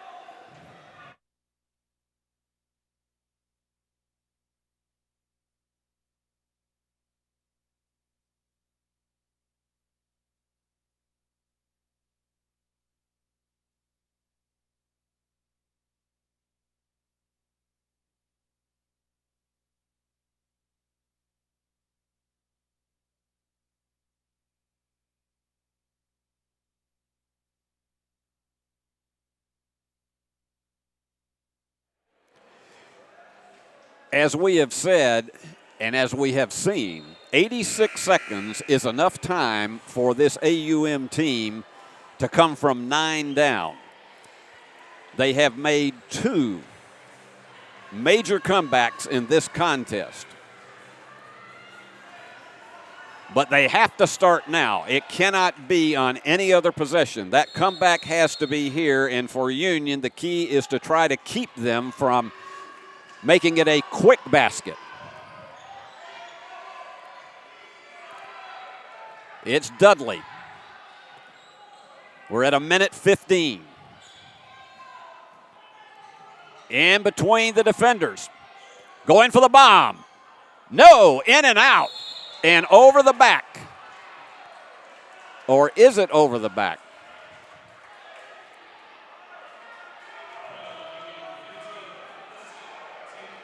Foul charge to Union, and so AUM will play it with 64 seconds remaining. And they have to send it all the way back to O'Gara, way back in the court, and that's stolen. Bounce pass did not work. Now Lucas can afford to shave a bit of time, and AUM may be forced to foul. Union is in the bonus, and Mark Campbell has spread them out. they could get it down to 28 seconds on the game clock that could make it nearly impossible for AUM to mount a comeback. It is Lucas for three. Oh, it is off the back of the iron. So the Warhawks will play it with 32 seconds remaining. Impossible? No. Improbable? Likely. Once again, they back off. Union still has fouls to waste. O'Gara, it's off the mark. They have missed a number of threes here in the last 2 minutes of overtime. That's the fourth team foul on Union, so they will play it underneath. Dudley to toss it in. And that did not help because they had to go all the way back. Blocked by Macy Lee. But they're using so much time, the tip doesn't go. It did not fall. That would have been a dangerous situation. It would have given them a three-point play, but instead, it will send Lucky to the free throw line for two. She's 2 for 3 tonight. Gets it. 86-78. AUM would have to have at least 2 miracle steals on the throw-in, and they're not going to challenge. And I think that is going to be to wave the white flag. And the fans are standing at the Fred. AUM does not decide to challenge. And that's it. Game, set, and match. It was not without a huge struggle. Union with a 34-15 lead, and then suddenly AUM with a 23-2 run to take the halftime lead, 38-36. It went to overtime, and Union wins it 86-77. What a contest it was. 86-79. We had to tag in that last basket. Let's give you our final details as the Lady Bulldogs meet for their post-game prayer. I almost tossed in a name for another high school that I call games for. Tion Addison, you cannot say enough about her tonight. 21 points. She had 4 3-pointers, 5 rebounds, 5 assists, but she fouled out with 4 minutes to go in regulation, and the loss of her genuinely hurt. And then Alicia Dudley with 18 points. So that last free throw she had, 18 points in the game. She had 4 3-pointers, 3 rebounds, 2 assists, and 2 steals. And then it was Lucky who ended up with 10. She had 18 rebounds. That's the most rebounds anybody has had on this Fred DeLay gym floor this year. Double-double for her tonight. They left everything on the floor. Make no mistake about it. AUM could have easily come away with this game. It just did not fall. A number of the three-point shots in overtime just would not drop. For Union, 4 players in double figures. Shiley Morrison, 11 points, 3 3-pointers. She added 4 rebounds. 10 points for Olivia Lee, 8 rebounds. She was Union's leader off the glass. 15 points for Leah Cauble. She had 2 3-pointers. But without question, our player of the game, the Flow Sports player of the game tonight, is Shanique Lucas. She did it all tonight. She played 37 minutes in the contest. 13 of 21 from the floor, 2 3-pointers. She was perfect from the free throw line, 6 rebounds, 3 assists, 4 steals, and ended up with 32 points, her season high. And so she is our player of the game as Union wins it in overtime, 86-79. Now, for those of you watching on our Flow Sports app, in approximately 25 minutes, we'll be back here with the men's half of this doubleheader. For those of you who are leaving us, thanks for joining us.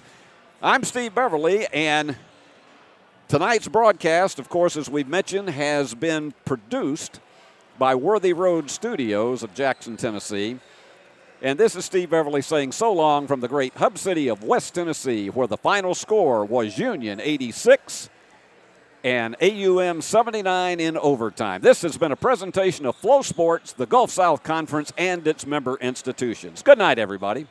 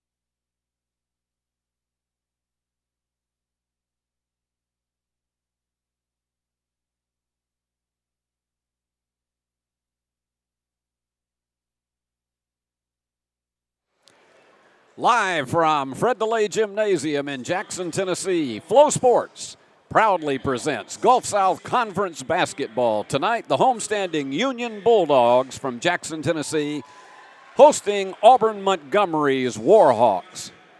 And there are the Warhawks as they are being introduced. Jalen Gaston, also starting off, Devin Tucker, Malachi Rhodes, Sam Youngblood, and Travis Anderson. And this team has 3 players averaging 14 a game: Anderson, Rhodes, and Gaston. Jaleel Robinson and Joseph Tansey, 10 each. So they've got 5 of them in double figures. They're 9-14, 6-13 in the Gulf South.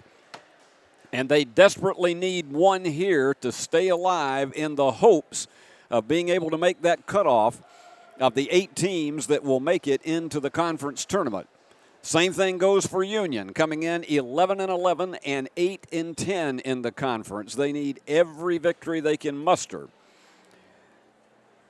And we're about to see the light show as they bring on the Bulldogs. Steve Beverly bringing you all the play-by-play. Bulldogs lost their last one on the road last weekend. They did defeat AUM 90-84 in Montgomery on January 2nd.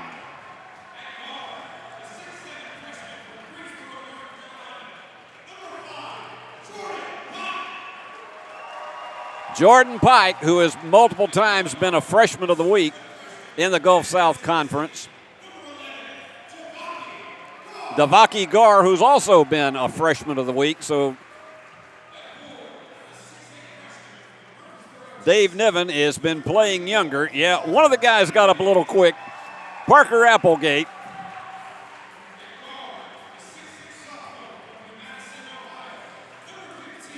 And the Ohio guy, Lane Sarver. And the big guy from Birmingham, Jeremiah Littlepage. Bulldogs are averaging 78 points a game, the Warhawks 76.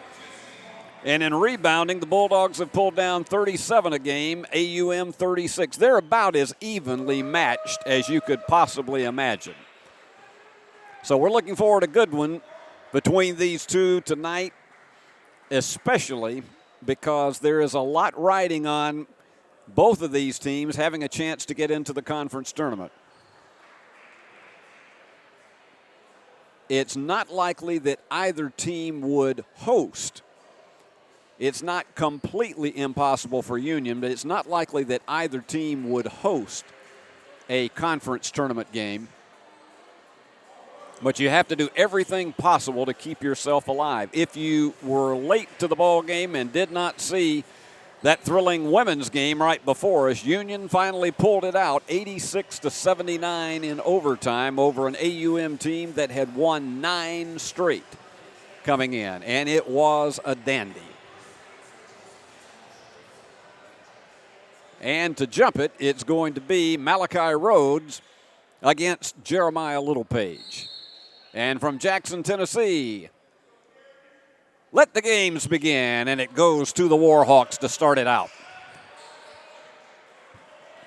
This is a ball club, as we have told you. They have 5 players in double figures, and it can be a situation where any one of them on any given night can take the lead and be the one to provide the offense. They're also very, very strong. They're aggressive on defense. And head fake, and the bank shot goes for Sam Youngblood. He's not one of those 5 guys that averages in double figures, but you can see right there he's very talented.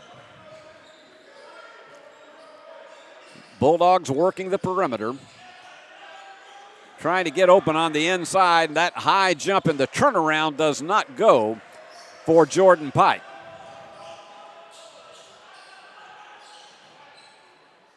And the hook hangs up on the lip for Rhodes. And here come the Bulldogs once again.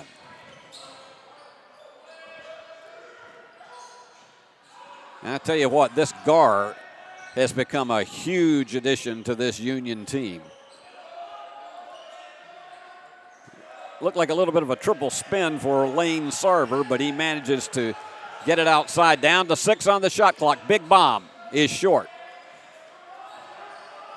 Warhawks trying to get it down quickly to beat the defenders. Didn't quite do that, but high bank shot is there for Gaston. Put it softly off the glass, and AUM out to the early 4-0 lead. Montgomery about a 6-hour trip from Jackson. I've made it many, many times in that direction. Big bomb from the corner is there for Lane Sarver. Bulldogs needed that one to get a little bit of early return to momentum. That one short, and Littlepage the rebound off the miss by Gaston. Gar is just like watching dynamite go. And another big three. Jordan Pike, and Union from outside is hitting better than they have been from the inside. So after AUM with the first 2 baskets, Union answers with 2 threes. And they're working against Littlepage. Double spin. Bank shot is there. That was tremendous balance on the part of Rhodes with the one-hander. It's so hard to defend those. Watch the rotation, particularly down low in the paint. Littlepage is going to work one-on-one. He got the fake and the foul.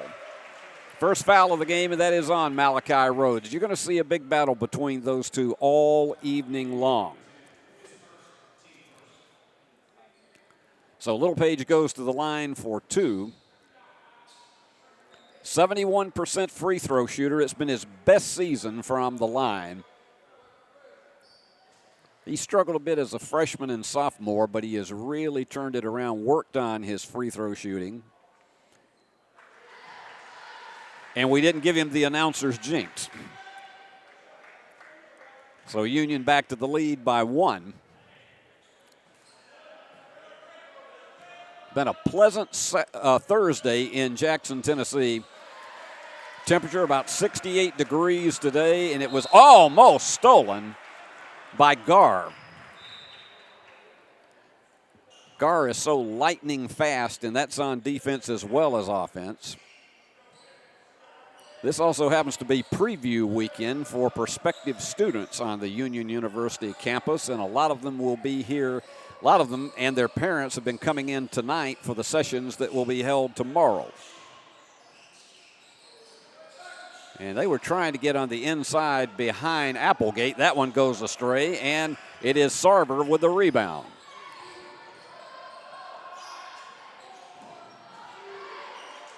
Good balance on that one and good concentration. And Sarver is going to put it off the glass, and the geometry was just a few degrees off on that one. Big bomb, fall away is short, and the rebound again to Sarver, who's picking it up off the glass. They tried to do the alley-oop on the inside to Applegate, but the pass was too high. First turnover for Union and the first turnover of the game. Boy, that women's game was a thriller. Union had a 19-point lead in the second quarter and frittered it all away and managed to come back in overtime and win it by 7. Off the mark, and Applegate the rebound. Union and AUM did not play that much in men's basketball until Union went to Division II. That one stashed away. Bounce passes are just so iffy today, and Gaston came away with the steal. Under 20 on the shot clock, and the jumper. And the three is there for Anderson. Anderson's a 38% shooter from behind the arc. Their big guy is Sam Youngblood at 40%. For Union, Lane Sarver is the leading three-point shooter, and it is Gar who has it to go off the iron. Tell you, this team is very, very fast getting it back up off the floor. Three-pointer astray. And that one, they were trying to get Littlepage behind the defenders, and indeed he was. but unsuccessful. So we played 5 minutes, and AUM on top of Union 9-8.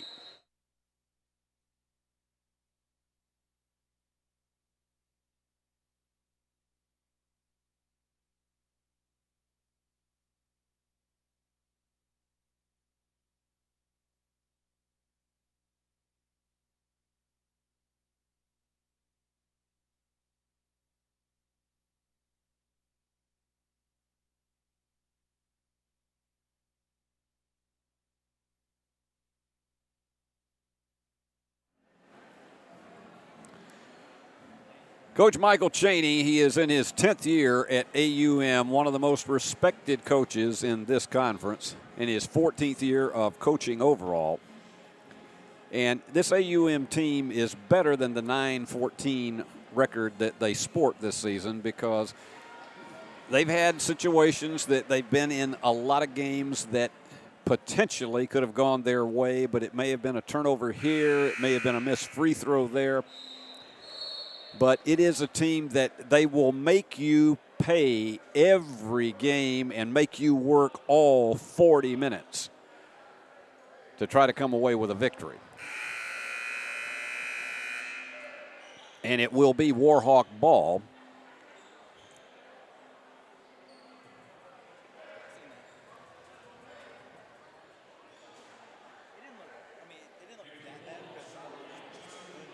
And to toss it in is going to be Devin Tucker. Tucker's a good rebounder. He's averaging 5 a game, and he is their leading percentage field goal shooter, 55% from the floor. Giving a little bit of a half-court trap challenge.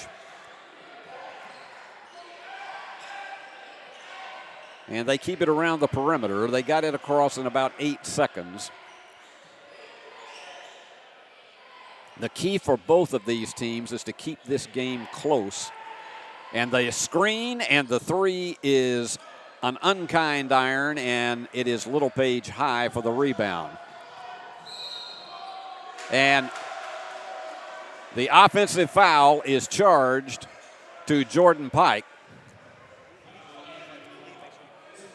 So Union loses the opportunity. And once again, you have this deliberate, and what they try to do sometimes is to lull you to sleep and get somebody open down low. And that floater was blocked nicely. Into the game now, J.T. DeBuck, who for most of the season has been a starter, but he's been coming off the bench of late.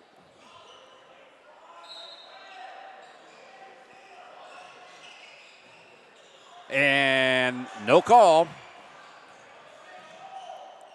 Double head fake, and Littlepage not only rejected it, but gained control. And DeBuck tried to force it up. Couldn't get his arm extended high enough, so each team trades a cough up there. JT felt like he had a trip in there, and he probably was too far outside. Now, high SoftBank is there, and the foul. Ahmad Johnson, an opportunity for a three-point play. Johnson, a 78% free throw shooter, transferred in from Kennesaw State University, which has now gone Division I.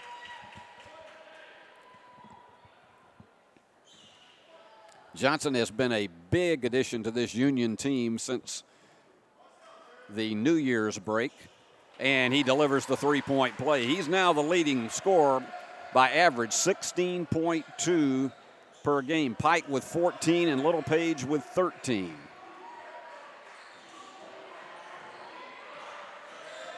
And once again, they're going to work one-on-one. They've got everybody over on the right wing except the ball handler, Gaston. Now they're going to spread them out more. And working one-on-one against Littlepage.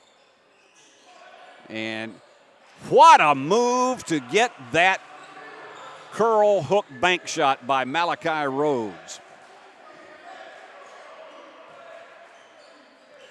I mean, there's sometimes that you look, that's something you can't coach.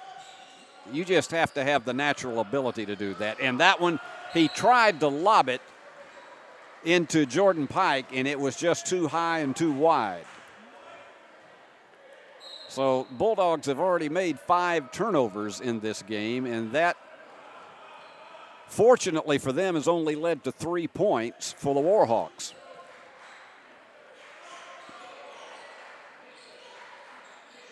And driving right down the line, and it is a big block for Littlepage. Rhodes chanced it going one-on-one, and Littlepage slaps it out of bounds. Checking out for a few moments is Jordan Pike. And in is Isaiah RCA Victor. I met some of his family who is here tonight from California before the game. And the bank is too strong, and the rebound, whoa, my goodness, we're having a bit of a battle there between Johnson and Gaston. It will be Union's ball on alternate possession. Thank goodness it did not get more aggressive than what we saw. Our telecast beginning about almost 10 minutes later than scheduled because of the extended overtime with the women's game. Union now 23-2 on the season in the women's half. Fall away jumper for the 3. And once again, Ahmad Johnson showing his versatility. He's got 2 3-pointers in the contest now. Union 3 of 5 from the floor.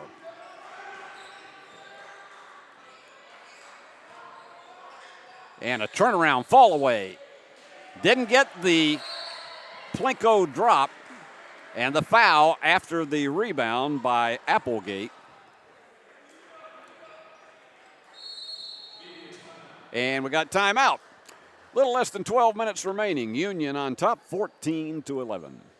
The award-winning BallGame Blitz Sports Network from Worthy Road Studios. Over 750,000 views in 2023. We're where you need to advertise. Subscribe to our YouTube channel and join over 4,500 subscribers watching local sports. The Jackson Rockabillies, Union University, Bethel, USJ, TCA, Jackson Christian, Sacred Heart, and Peabody. Multi-camera broadcasts, slow-motion instant replay, on-screen scoreboard and graphics, and professional announcers. Thanks to our sponsors who make it all possible. The BallGame Blitz Sports Network from Worthy Road Studios. The premier sports broadcast network in West Tennessee. And some of the fans there, and you see right there, somewhere in the center of your picture, some of the Lady Bulldogs who have stayed around to cheer on the men's team in this one. And Michael Chaney, you can see he's very calm.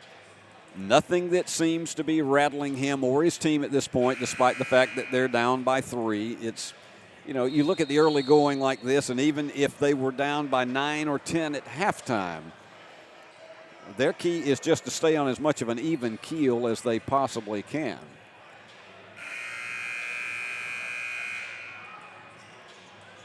So the Bulldogs will play it underneath the AUM goal.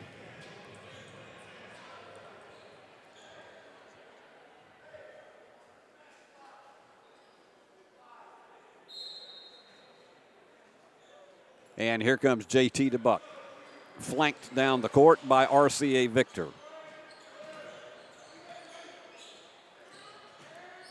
And in between the defenders, and look at, how about that high arc?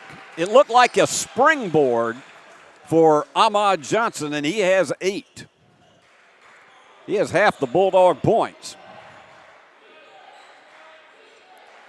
Again, they keep it well behind the perimeter, but they're trying to get a give and go if they can to someone who could cut toward the basket. Fall away. Not there. Iron unkind, and the rebound comes off to Victor.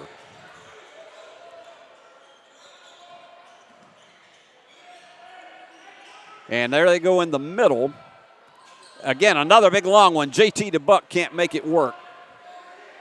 And Tucker the rebound and throws it all the way down, trying to get a quickie, but gives it up. Second turnover for the Warhawks. Checking in for them is Joseph Lanzi. He's a 6'5" senior from Birmingham.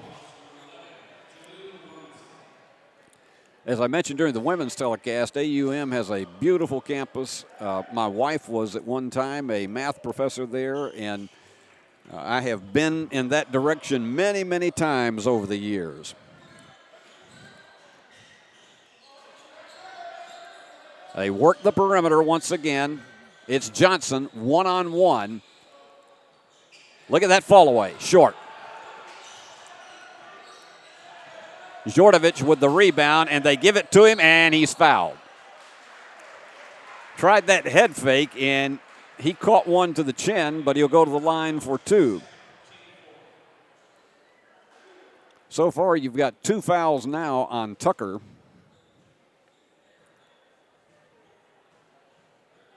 Djordjevic doesn't get to the line that often, and in and out. He was robbed on that one.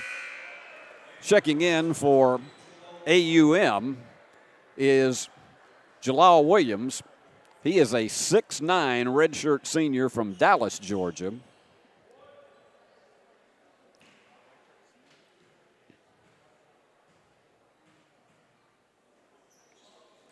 And Djordjevic with 1 out of 2. A 17-11 Union lead. This has been more of what you would call a workmanlike game. We haven't had a lot of flurries.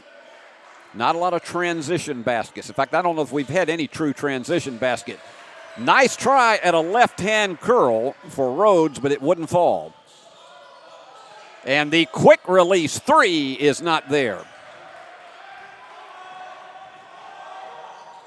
RCA tried that. Here goes the steal. Here goes the bucket. It's going to be a foot race. Down the stretch he goes.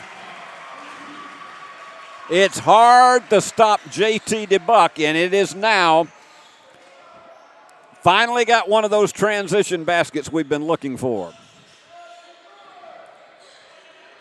Union by 8, the largest lead of the game. That one's in there. It's a 2. That was Lanzi, and so it's back to a 6-point lead, and Johnson with the 3. Ahmad with 11. He's got 2 3-pointers in the contest. So Union takes it 3 for 2. Here goes the steal. Here goes DeBuck once again. He didn't have the complete ticket down the lane. Going for the bomb. No. Iron unkind. That foul is going to be over the back on Djordjevic. So Union fritters away an opportunity off the turnover. Union has given it up 5 times. Auburn-Montgomery 4. And the Bulldogs have picked up 6 points off turnovers to 3 for AUM. And Dave Niven is making periodic changes in his lineup to try to keep some fresh faces out there. Tell you what, this Robinson is a good ball handler who's in the game now. And his fall away will not drop. And it looks like they're going to charge that one to Djordjevic. That is the 3rd team foul on Union. AUM has committed 4. Djordjevic will come out, and coming in is Jeremiah Littlepage. I think Dave Niven wanted to rest Jeremiah a little bit longer than that, but the 2 fouls on Djordjevic just did not make that possible. They send it all the way back beyond midcourt. And that right-hand hook shot from about 12 feet in goes for Youngblood. And that snaps a 4-0 run for Union.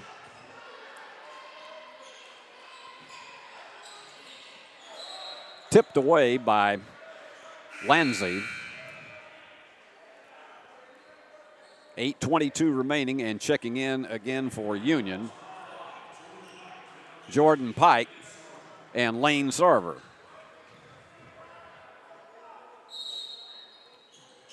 And here we go with Johnson to toss it in. You're seeing a lot of movement down there in the paint. Now, Littlepage is going to work one-on-one. This is one of his favorite moves. He took the head fake and gets the basket. Jeremiah with 4. And Union matches its largest lead of 9. A lot of very crisp passing, and the long bomb does not go, and high for that rebound. I'm going to tell you, Johnson, he's got a big wingspan, but he also has a huge high jump margin. Under 8 minutes to go. We'll have a timeout coming shortly on the next break in the action.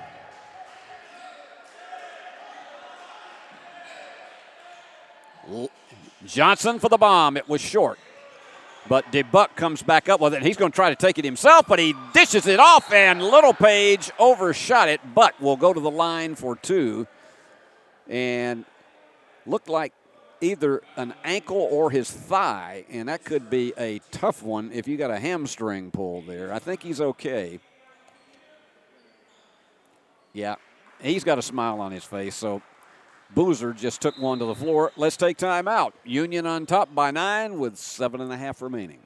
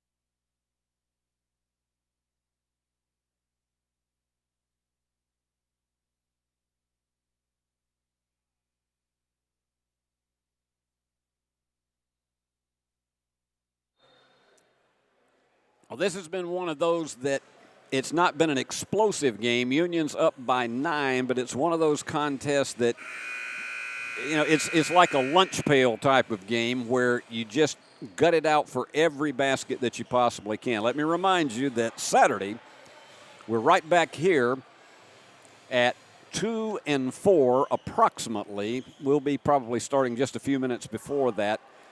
Right here on Flow Sports as Montevallo comes in to take on the Union Bulldogs and Lady Bulldogs. And Jeremiah Littlepage is back to the line. This is a young man that you just can't help but be for in everything he does. He has a great work ethic in so many things, and so many people that have encountered him, they love this guy. And he didn't get the second one. It just bounded out, and Robinson the rebound, but Union now with a 4-possession lead at 25-15.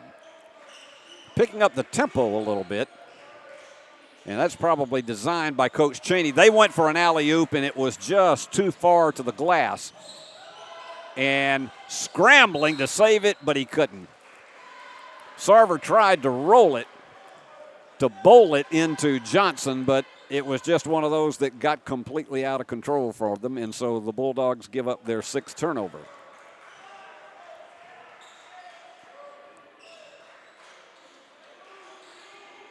And they work the perimeter once again, and they're open for the bomb, and it's in and out. They have had,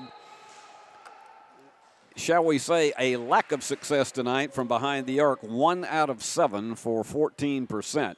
They're 7 out of 24 from the floor. It has been a tough night so far for AUM.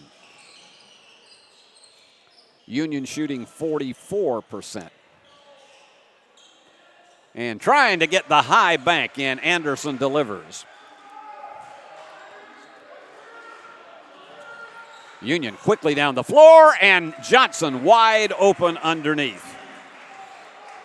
Johnson with 13, and Union back up by 10. Tell you, he has just been an offensive machine since he joined this ball club. And again, more deliberate tempo on the part of AUM. They have speed, but they don't try to run with you as much. Jumper, iron was unkind for Youngblood. And here you go. Tried to go for the alley-oop, and it was just leading him too far underneath. Tried to get it down there to Pike. So the teams trade turnovers on the last two possessions. And we're under 6 minutes to go on this Thursday night in Jackson, Tennessee, where the temperature was nearly 70 today. And quite a difference than what we saw Monday night, where we had snow for a very brief time. Almost stolen, and some of the fans wanted a travel call, but it didn't happen. They work against Little Page, and getting a definitive move on the inside was Boozer. This is Johnson. Little Page dishes it off, but the offensive foul underneath. And doing a good job of taking it was Williams.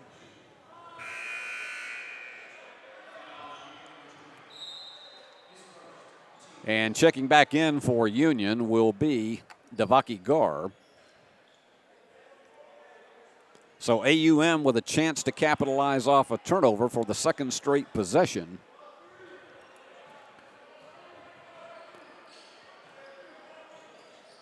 AUM got out to the early lead 4-0, and then once Union got ahead 6-4, we've had two ties, but Union has led it all the rest of the way. High off the glass for Robinson, and that's his first basket.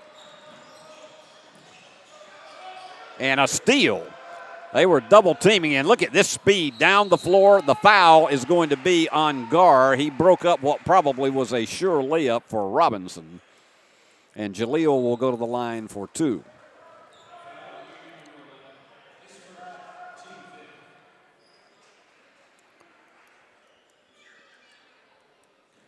Robinson, an 84% free throw shooter, so you expect him to deliver here.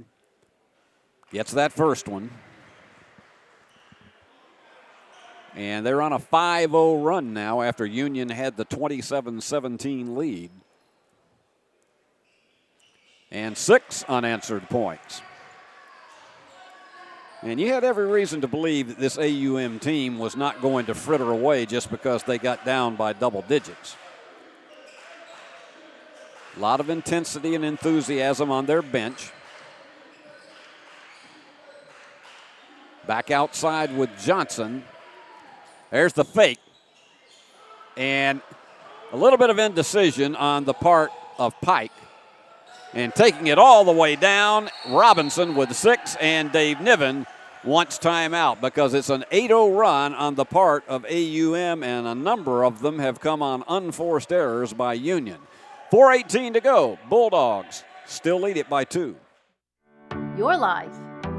Your home. Your business. Your future. Focusing on you, West Tennessee Bank strives to serve its clients in every season of life.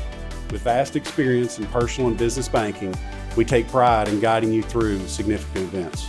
At West Tennessee Bank, we help you realize your dreams.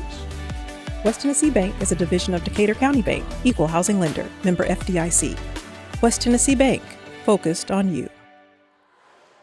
Well, this has been a game somewhat of 4-minute pockets with 5:57 remaining in this first half. Union had the lead 27-17, and what we have seen happen in is a period of about 1 minute and 41 seconds that AUM, particularly off of 3 Union turnovers, and they have picked up 13 points off Union's 10 mistakes tonight in this game. They have knocked this 10-point lead down to 2. And so you've had these unforced errors, the 10 turnovers, and AUM with the edge in points off turnovers, 13-6. Union's done a decent job on the board, 16-13, and let's run down the scoring totals. Ahmad Johnson is the game leader for Union with 13, and it is Youngblood and Robinson with 6 each for the Warhawks. But off the timeout, Union needs a basket to stop some of this evaporation that has happened to their double-digit lead. Dave Niven with 3 timeouts remaining in the game. AUM with 4. Not a factor now.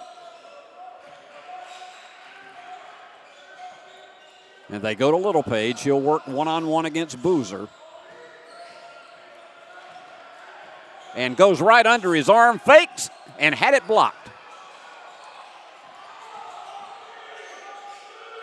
They got to get it off quickly. No, iron unkind, and they scramble for it, but the rebound comes off to Lanzi. And so AUM with a chance to tie. This is reflecting somewhat of what the women's game was earlier tonight when Union had a 19-point lead. That's a 2-pointer. So Robinson with 8. The Lady Bulldogs had a 19-point lead halfway through the first half of play, or the second period of play. Then all of a sudden a 23-2 run by AUM gave the Warhawks the lead. Here you go with Johnson. He's going to try to force it up, and he overshoots it. And another rebound for Lanzi. They go for the bomb. In and out. He was absolutely robbed.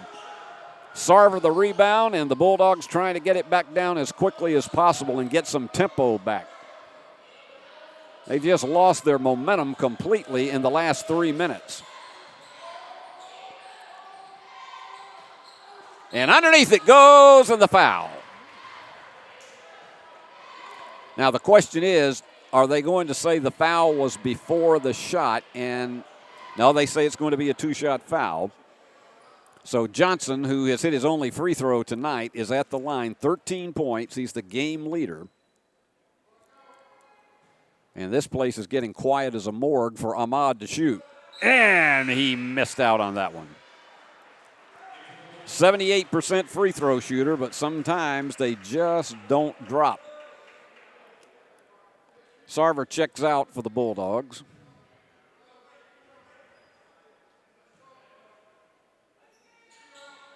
And he gets the second of the 2, so Union goes back to the lead, 28-27, but AUM has an opportunity to take its second lead of the game.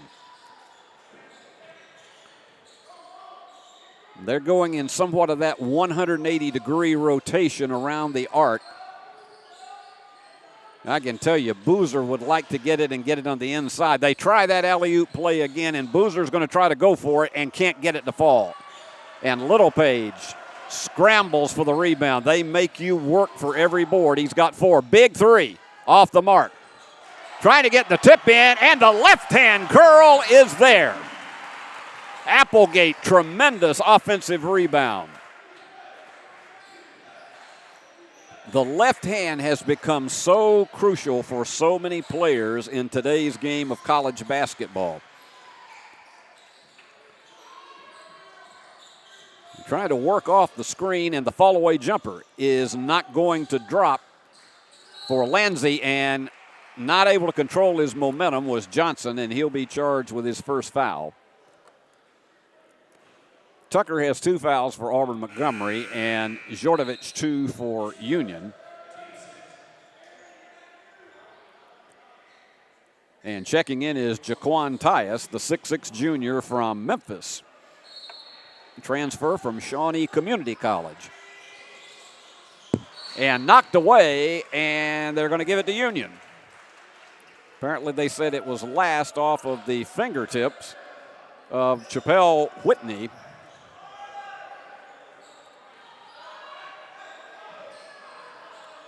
Taking it slowly and finally getting it across with 3 seconds to spare. Dave Niven is shouting instructions. Trying to get somebody to come, and it finally goes to Littlepage. They're going to have to hurry. He has that change of pace dribble. Now they're going to have to put up a desperation here. And that's it. 30-second violation.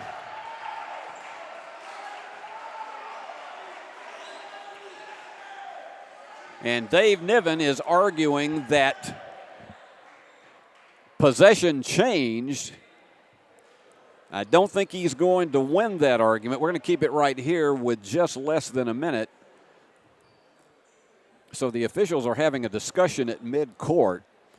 This is not a conventional timeout, but the officials are discussing what happened on that last play. While they're doing that, let's give you a rundown on the scoring. It is Robinson, the leader for Auburn-Montgomery, with 8 and 6 for Youngblood. And over for Union, it has been the Ahmad Johnson show. He's had 14, nearly half of the Union points.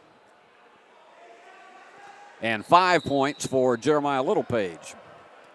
And the official just pointed in the direction of the Warhawks, so they're going to get possession with just under 1 minute, and they're going to get it underneath their own basket.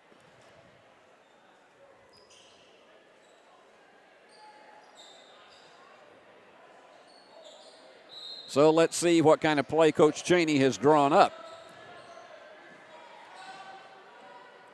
You got two 11s working against each other, Gar against Robinson, and the whistle, offensive foul. And Robinson did not concur with the call. And actually, it was not charged to Robinson. That one was charged to Williams. That is his second foul. So Bulldogs, another opportunity to extend the slim lead coming out of the timeout and the foul.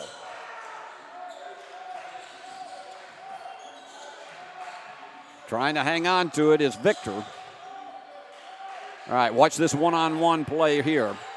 Going for the bomb. Yes! Worked it down to the last possible second, and Gar delivers his first 3 of the game. And trying the answer shot. It is there. A definitive answer for Robinson. Give him 11. Union will have a final opportunity at the basket unless they fritter it away. Almost stolen and reaching in for the foul. And Union is in the bonus. That will send Devaki Gar to the line. And that is the 3rd foul on Jalal Williams. And checking back in for Union, Lane Sarver. They want him in there for defensive purposes and also to potentially sneak up and steal a rebound with this 5.6 seconds remaining. And he makes the first of the 2. Gar with 4 tonight. Union 7 out of 10 from the free throw line. Nails them both. So they're going to have to hurry it down, and they do. Trying to take it all the way with that triple spin move, and it's short. You got to hand it to Robinson. He gave it everything he could, and he was flying, but could not make it fall, and so the Bulldogs take the halftime lead 35-30, and we'll give you our Flow Sports scorebook right here. The leader for Auburn-Montgomery is Robinson with 11. 6 points for Sam Youngblood. So they've got 17 of the 30 that AUM has in the game tonight. And over for Union, it has been Ahmad Johnson leading the way with 14 points. He's 5 for 9 from the floor.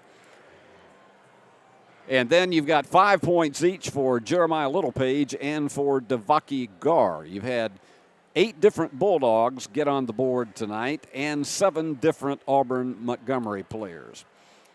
And so we have reached halftime with Union on top 35-30 in one that has been just really, you just gut it out up and down the floor. It's been very physical across the board tonight. We're going to take a few minutes and get the calculator out and tally our team totals. And when we come back, we'll let you know who has done what in the first half. Stay with us.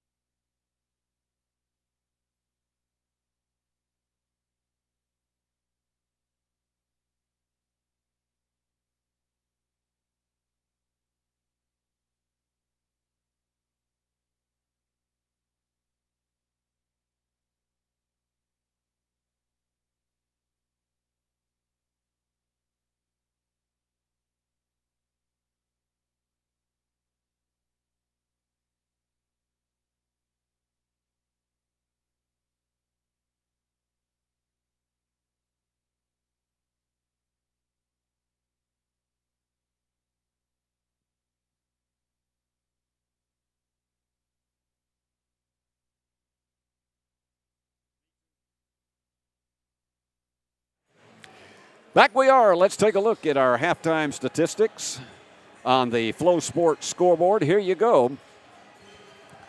Union with the edge, field goal shooting. They're 11 of 25 for 44%. Auburn-Montgomery, 13 of 35 for 37%. Three-point field goals, Union is a little bit above its season average. They're 5 of 13 for 39%. And for AUM, and this is an AUM team that on the season is averaging 37%. So Union has defended the three much better. 22%. They are 2 out of 9. Now, if any of those start dropping, they could close this 5-point lead very, very quickly. Free throws. Union, 8 of 11 for 73%. And for AUM, they are perfect from the line. They've only been there twice. Rebounding, Union the edge, 21 to 16. Turnovers, Union has coughed it up more, 11 to 7, and that has been another thing that has kept AUM close in this game because they picked up 13 points off of Union mistakes as opposed to 9 Union points off of AUM turnovers. And so because of that, that's kept the game from being a 3-possession lead. Let me remind all of you that we are going to be here again this coming Saturday afternoon, and we will come your way at approximately 1:53 Central Time as Union will take on Montevallo. The Lady Bulldogs trying to extend what is now once again a 1-game winning streak, but they're 23-2 on the season, number 7 in the nation. And they will be taking on Montevallo in the opener, and we'll have it right here on the Flow Sports app for you at 1:53 Central Time. And then somewhere in the neighborhood of about 4 o'clock, we'll have the men's half of that doubleheader right here on Flow Sports with Union against Montevallo. And, of course, every team that is somewhere around the 500 mark is doing everything possible to try to stay above that cut line or on that cut line of the top 8, because only the top 8 in the Gulf South Conference will make it to the conference tournament. So we're getting down to cases, folks. We've only got a couple of weekends left, and every single one of them very, very important to everybody's cause trying to get into that conference tournament. When you get in the tournament, who knows what may happen because, you know, we've lived through so many, many upsets over the years. Anyway, it's good to be with you tonight, and I hope you're going to enjoy this second half as much as we enjoy bringing it to you here on Flow Sports. I want to salute again our fine crew from the production company Worthy Road Studios that are bringing you all the pictures tonight. They are, I can tell you, they are one of the finest regional production companies anywhere, and we do appreciate them greatly. The executive producer of Worthy Road Studios is Paul Schultze. Well, teams getting ready to start here in the second half with Union up 35-30, and the Warhawks will have first possession as we start the second half. Stamina could be a big part in both of these teams as we go down the stretch. And remember, you've got one player with 3 fouls, and that is with AUM, and that is Jaleel Williams. Union has Jordovic with 2 fouls.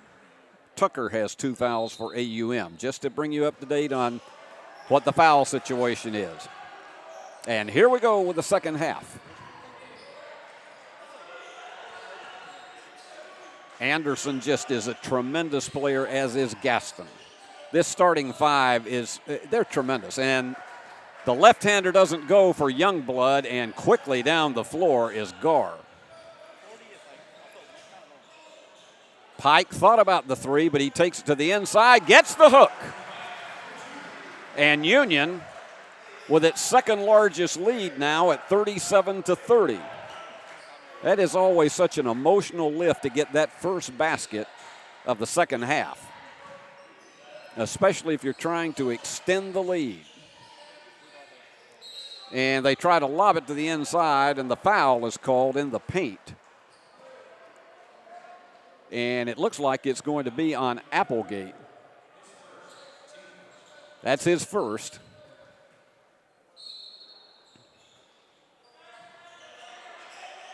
trying to get somebody open. Littlepage working hard on defense against Rhodes. They tried to get the screen, instead tried to take it all the way, and, well, let's just say this. That was one of the most distinctive backward leaps by Applegate, and he draws the foul. It'll be a two-shot opportunity for Malachi Rhodes. He is their leading free throw shooter, 89%. So you figure he will deliver right here. And short for the young man from McDonough, Georgia.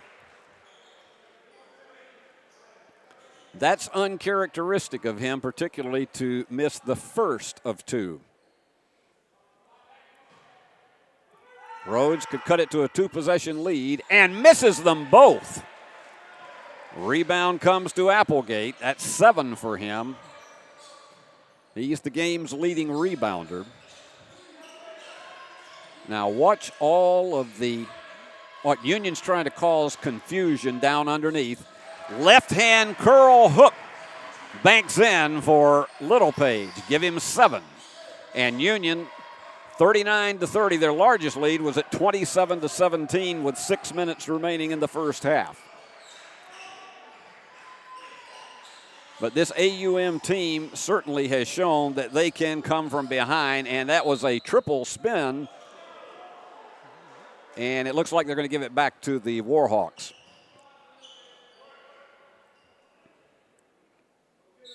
And suddenly we have almost, you could have had Simon and Garfunkel singing the sounds of silence. The three is too strong, and Littlepage the rebound.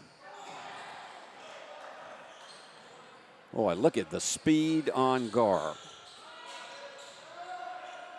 Applegate trying to get it open and lost it. A little bit of indecision on Parker's part. And that was a little bit too cute on the layup opportunity, but they got it back. And Littlepage draws the foul. That's Gaston, hits his first. But already, Union has continued to control the tempo in this half, even though they only have 2 baskets. But they have an opportunity to go up double digits on this possession. Bulldogs shooting 48%, 13 of 27.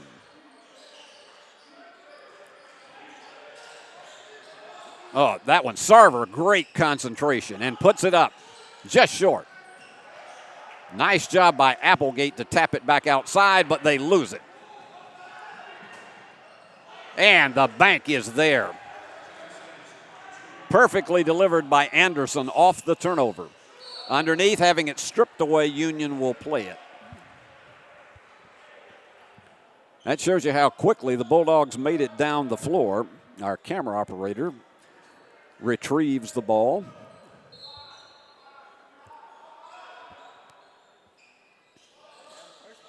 I didn't think that Jeremiah was going to toss a 3 from the corner. 20 on the shot clock for Union. Littlepage has it blocked, but he was fouled. And that will be charged to Tucker. That will be his 3rd. He and Williams with 3 each. So Littlepage to the line. He is 3 for 4 tonight. 7 points, 7 rebounds. Could end up with a double-double. His free throw shooting formation is so much cleaner than it was when he was a freshman.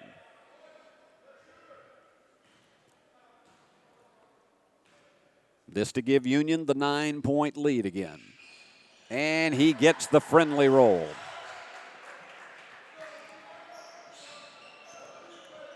But one thing I'm very impressed about is how disciplined this AUM team is. They do not get in a sense of panic despite being down by 3 possessions. They got the screen, and the 3 is short. And Littlepage high for his 8th rebound. Gar, that change of pace dribble that is so challenging. That's tipped. And Littlepage trying to retrieve it, and somehow that's not the way this play was drawn up, but the three is there for Garr. I know that was not on Dave Niven's playbook, but Union with its biggest lead of the game at 44-32. And he just tried to muscle Littlepage out of the way, and it was Applegate who came down with his 9th rebound.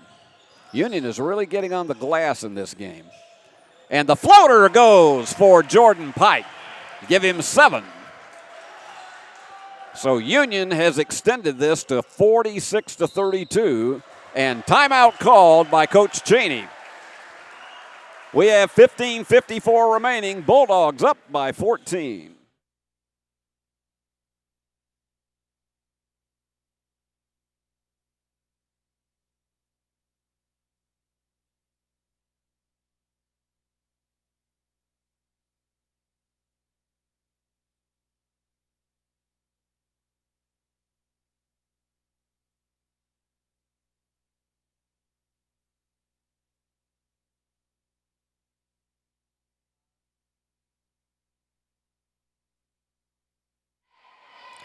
Union with an 11-2 run to start the second half in the first 4 minutes.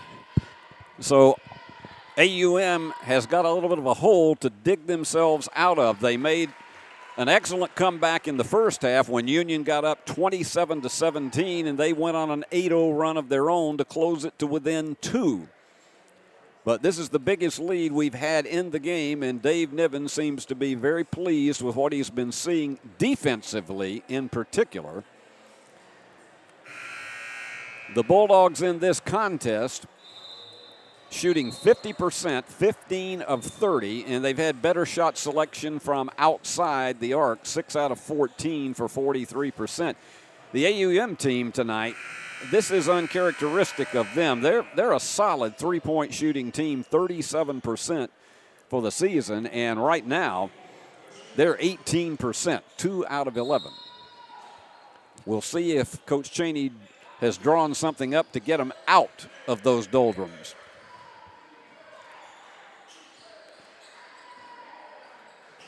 And they keep it outside the perimeter. Big bomb. It's there, and I don't have a crystal ball, but I was expecting that, and Gaston gets his first 3 of the game.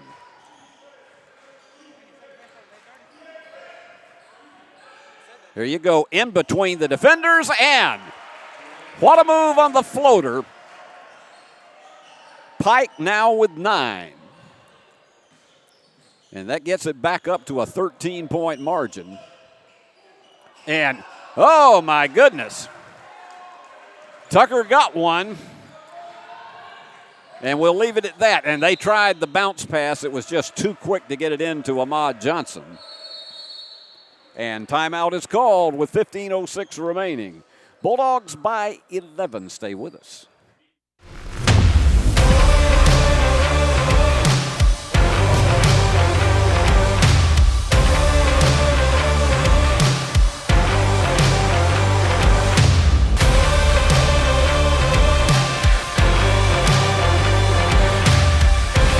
Dynamics Physical Therapy, your elite provider in sports medicine and performance.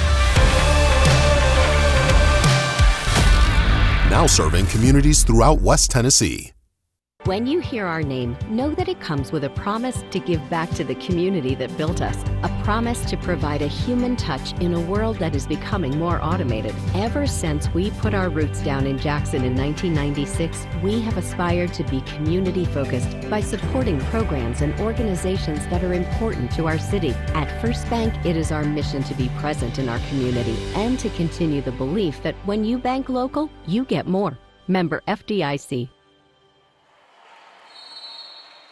Dave Niven, regarded as one of the fine defensive coaches in Division II basketball, and that's been a hallmark of his Union teams in the years that he has been head coach. And the Bulldogs up by 11. It was only 5 at halftime, 35-30. And they've had a 13-7 edge here in the second half. And here comes Anderson.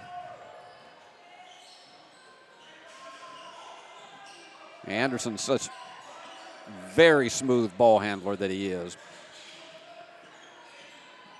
And that one just, they're going to say it went off the hands of Tucker. It was not kicked aside by Union, and so the Bulldogs will play it. That's turnover number 8. Not that many mistakes on the floor for the Auburn-Montgomery team tonight.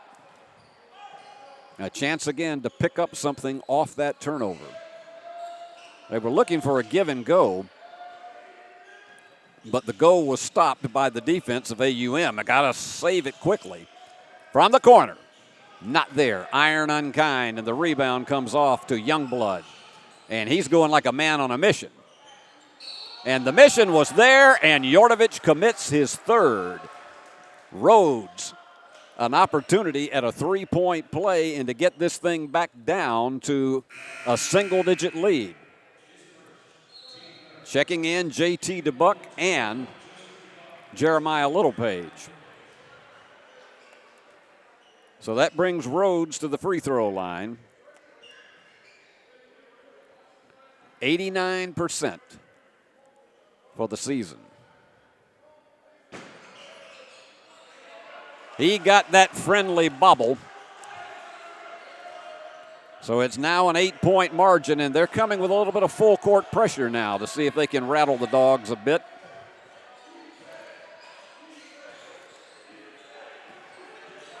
Ahmad Johnson has it, stolen away, and down the stretch he goes all the way. Gaston.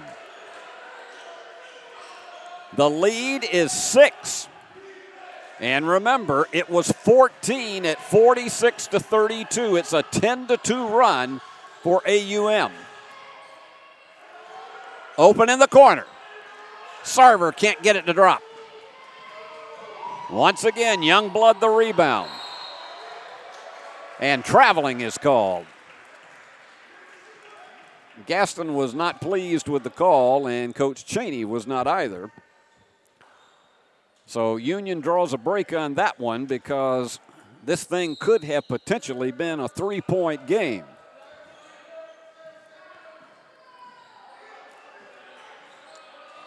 DeBuck gets it across.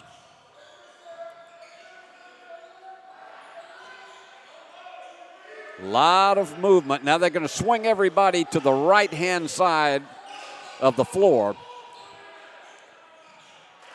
I'm going to tell you, there were about 3.5 spins on that one by Jordan Pike. He's in double figures with 11, and that stops some of the bleeding.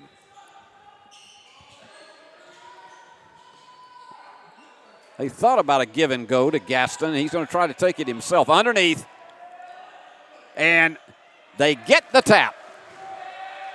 Great concentration on the part of Rhodes to stay with it. He has 9.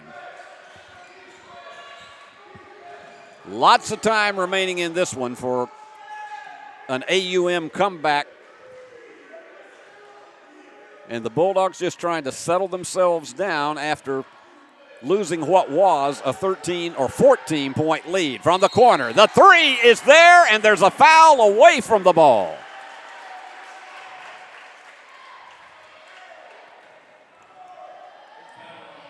The whistle was after the shot, so Union will play it underneath, and this potentially could be a 5 or 6 point play.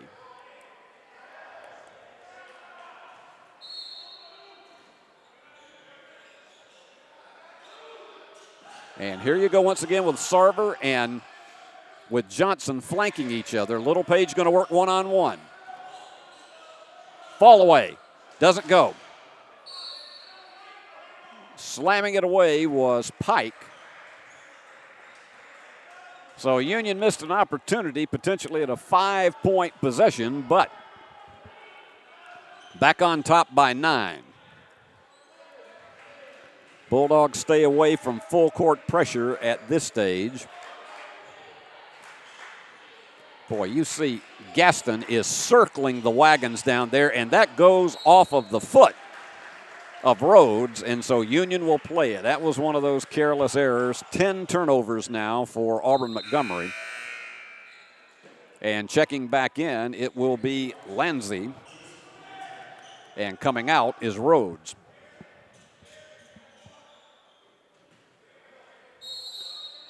And they're going to go with a bit of a half-court trap once again. They've got 3 across midcourt.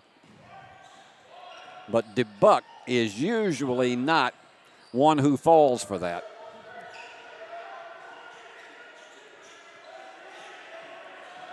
He's got that low center of gravity. From the corner, the bomb doesn't go.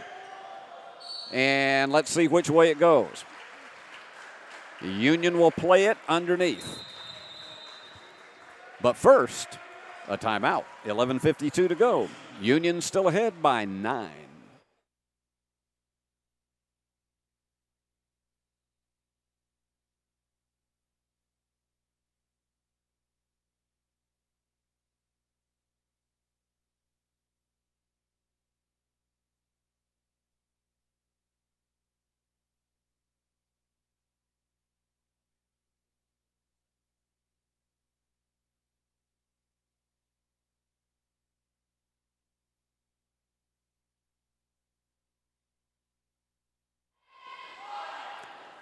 Dave Niven, he knows it. He coaches his team. There's going to be ebbs and flows. You know that a team like this is going to make 1, 2, multiple runs during the course of a game. And the key thing is for his team to stay focused when they're up by 9 as much as when they are up by 2.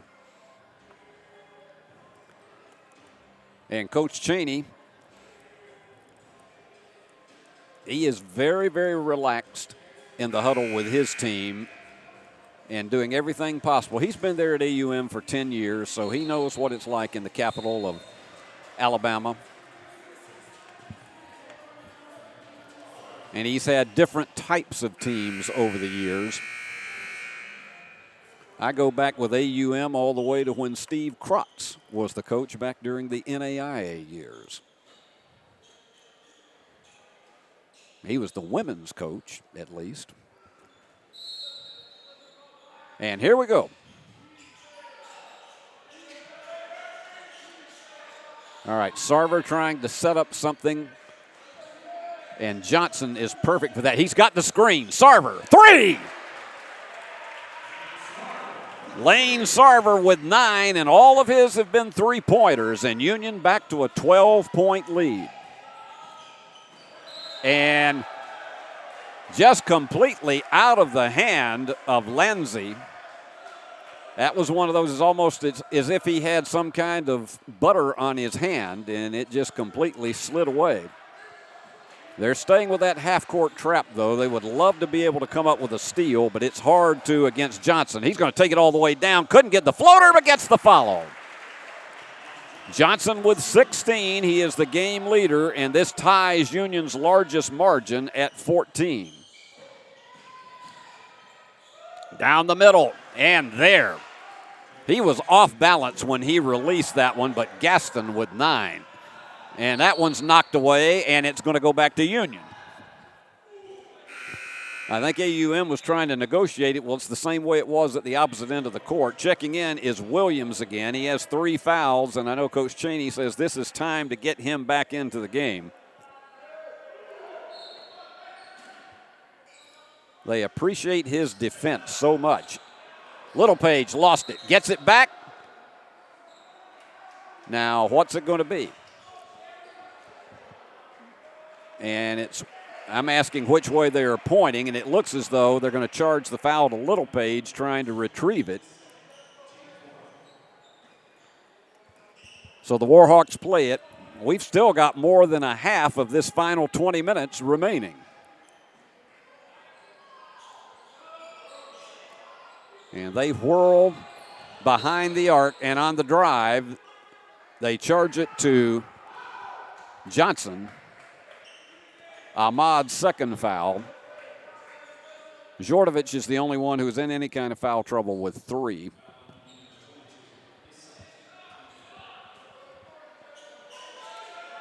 Now look at this formation underneath. He's going to have to hurry to get that one in, and that lob was almost too casual.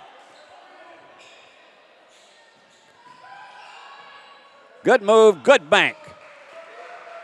Lanzi just has almost a snake-like movement to the basket. They've got an opening here. Oh, it was overshot. They tried the alley-oop inside to Pike, and they couldn't get it to go. The three is well short. Here goes DeBuck. It's 2-on-1 and underneath, and the foul. Whoa, my goodness. We have spillage all over the place. Two Warhawks getting back up quickly was Ahmad Johnson, but they've got two. This, oh my goodness, what a spill Williams took. Now, thankfully, Lanzi has come back, and let's take a break while they're attending to him. We'll be right back here, Union leading by 10, 58-48.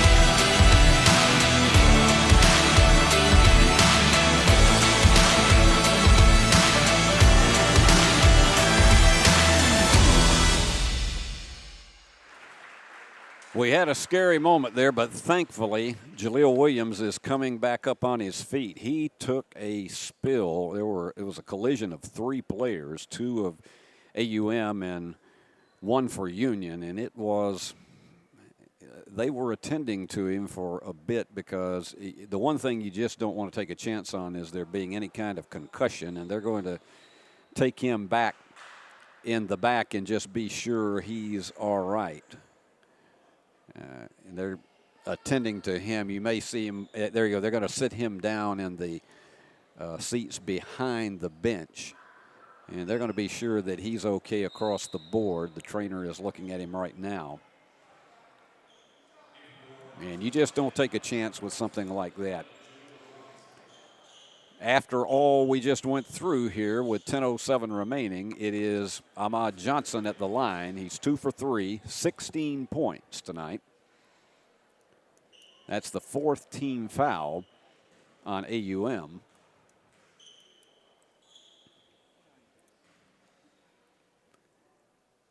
And the young man from Florida delivers.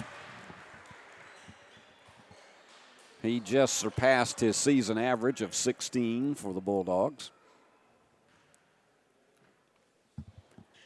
And short, hangs up on the lip. Robinson high for the rebound. And he tried to dip it on the inside, and nobody was there. And Pike went right through the defenders and drew the foul, and Jordan wanted that basket just intently.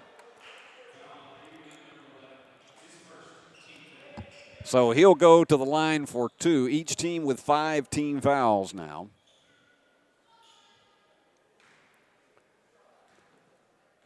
Jordan hasn't been to the free throw line tonight, but he connects. He's a 67% free throw shooter. And sometimes that happens when you're a freshman, not be able to hit that 70% threshold, but situations like this can help. And that just hit the back of the iron again. Union still by 12 as we're under the 10-minute mark. Going for the bomb. No. This has just not been a good three-point night for the Warhawks. And on the inside, trying to save it, and he did, in fact. Gaston came up with it off of the errant pass by Union.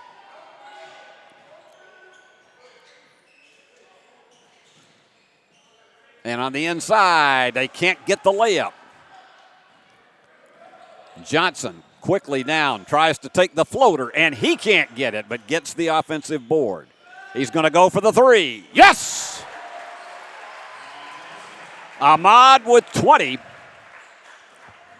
And Union with its biggest lead yet of 15 at 63-48.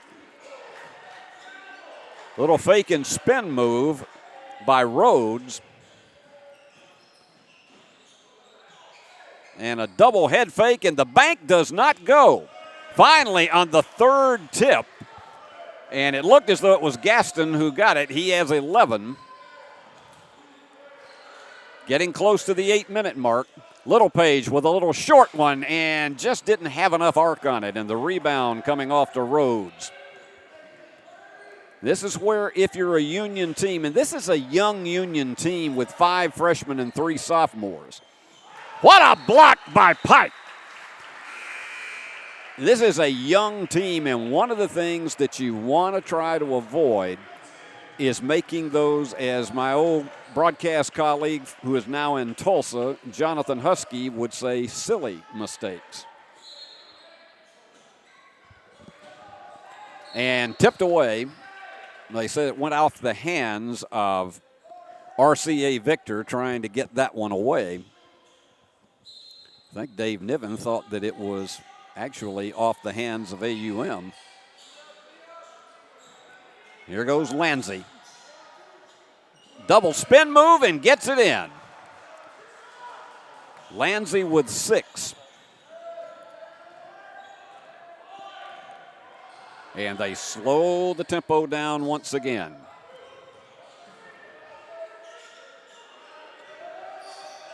$15 on the shot clock. Well, he had to fake it because all of a sudden the defender was right on top of him. Union's got to hurry now. What a jump by Ahmad Johnson. That was one of those borderline on the edge of traveling, but he got away with it. Here goes Lanzi again. Too high. But he was there for that offensive board and gets the friendly bounce. And here goes Johnson again, going to go for the bomb. Yes! Johnson all over it now with 25 points, and Union by 14 once again. You can't leave him open even a split second because chances are he's going to drill one. Boy, DeBuck is trying to give them all kinds of problems on defense. Left hand. And timeout is called with 6:52 remaining, and Union still on top by 12. We'll be back after these messages.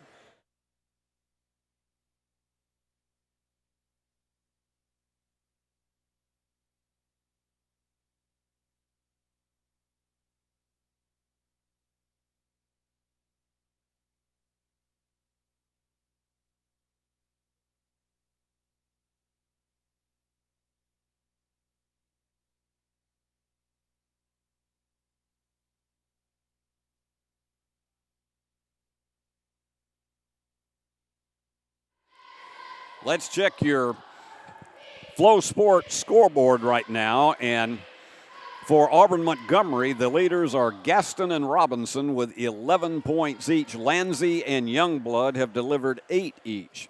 On the other side, for Union, it has been Ahmad Johnson with 25 points in the game, along with 6 rebounds and 2 assists. 12 points for Jordan Pike, and 9 each for Lane Sarver and Jeremiah Littlepage. Littlepage with 8 rebounds. Parker Applegate has only had 2 points, but look at this on the boards. 9 rebounds he's had tonight. And then Devaki Gar, his have come in such spurts at different points of the game, it's hard to believe that he's got 8. And he has an assist as well.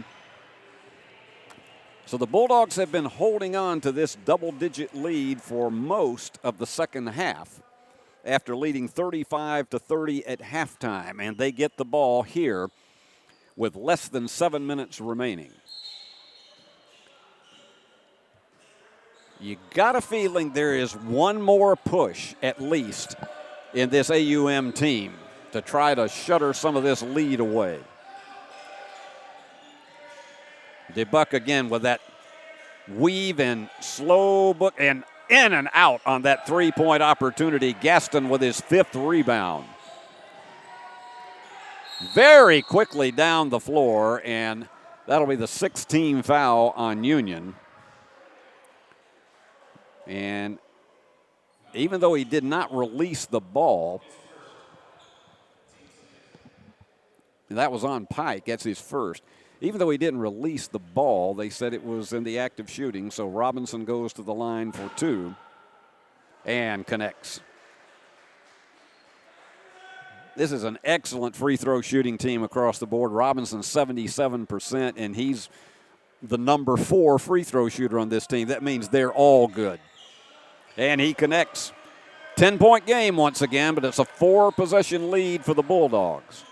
And this is where Dave Niven does not want to see them put on the brakes and let the air go out of the towel. They go to Little Page, and he stuffs it. Jeremiah with 11. Trying to continue to dig out of the hole is AUM. Stop and pop and hitting. The net didn't even move for Youngblood, and he's in double digits with 10. And we're under 6 minutes to go. Some of these guys have been out there a long time tonight, and you got to know they are worn out. On the inside, blocked. Excellent block, well timed on the shot by Pike.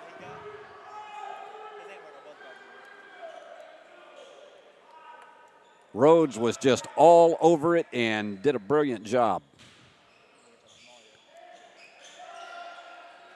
And here they go once again to reset it. They've got to get it quickly for the bomb. The 3, it was too high and almost lost it, and Little Page knocks it away. That just crashed the iron, and so here we are with 5:28 remaining. Checking out is RCA Victor.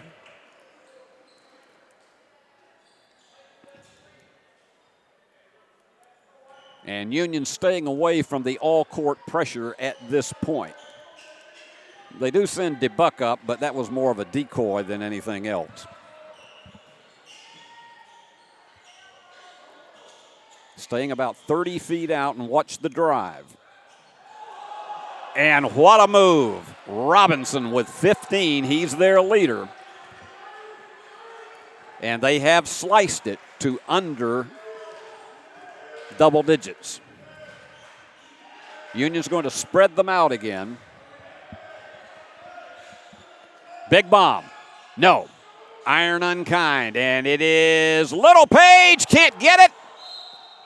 Give it back to Union. It went off the fingertips of Robinson. It looked as though Little Page had the glass and had the window in there, but it was just off the angle. So Union with 18 on the shot clock. They bring it back outside. I don't think they're in any way thinking of shaving time off the clock at this point because they can't afford to play not to lose. Little Page lost it. They're going to scramble, and here he goes. Knocked away, and the foul.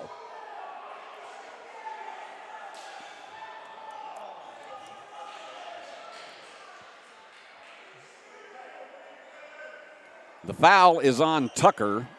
That will be his 4th. Well, no, he held up one finger, and I guess maybe that's to say that it was not a shooting foul. So they're going to come over and talk about this at the scorer's table. DeBuck is standing over, and the official scorer is having a conversation. It is the 6th-team foul, but it is not a 1-and-1 situation. Okay, I think we're all straight on it now. It's Union ball. Little Page tries to go for it. Got the friendly bounce. That was Plinko if you ever saw it. Trying to answer very, very quickly.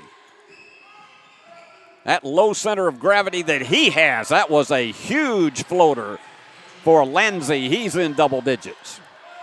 So they keep it at an 8-point game, and we're close to the 4-minute mark. I told you this team was going to have another push in them, and they indeed have. 15 on the shot clock, and they threw it away. And Pike, you just knew he knew it was going astray when he tossed it. And we are under 4 minutes. We have timeout. Union by 8, but AUM on the move.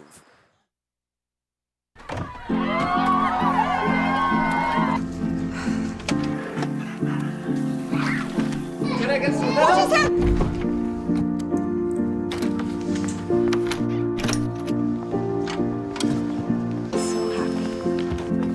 Oh.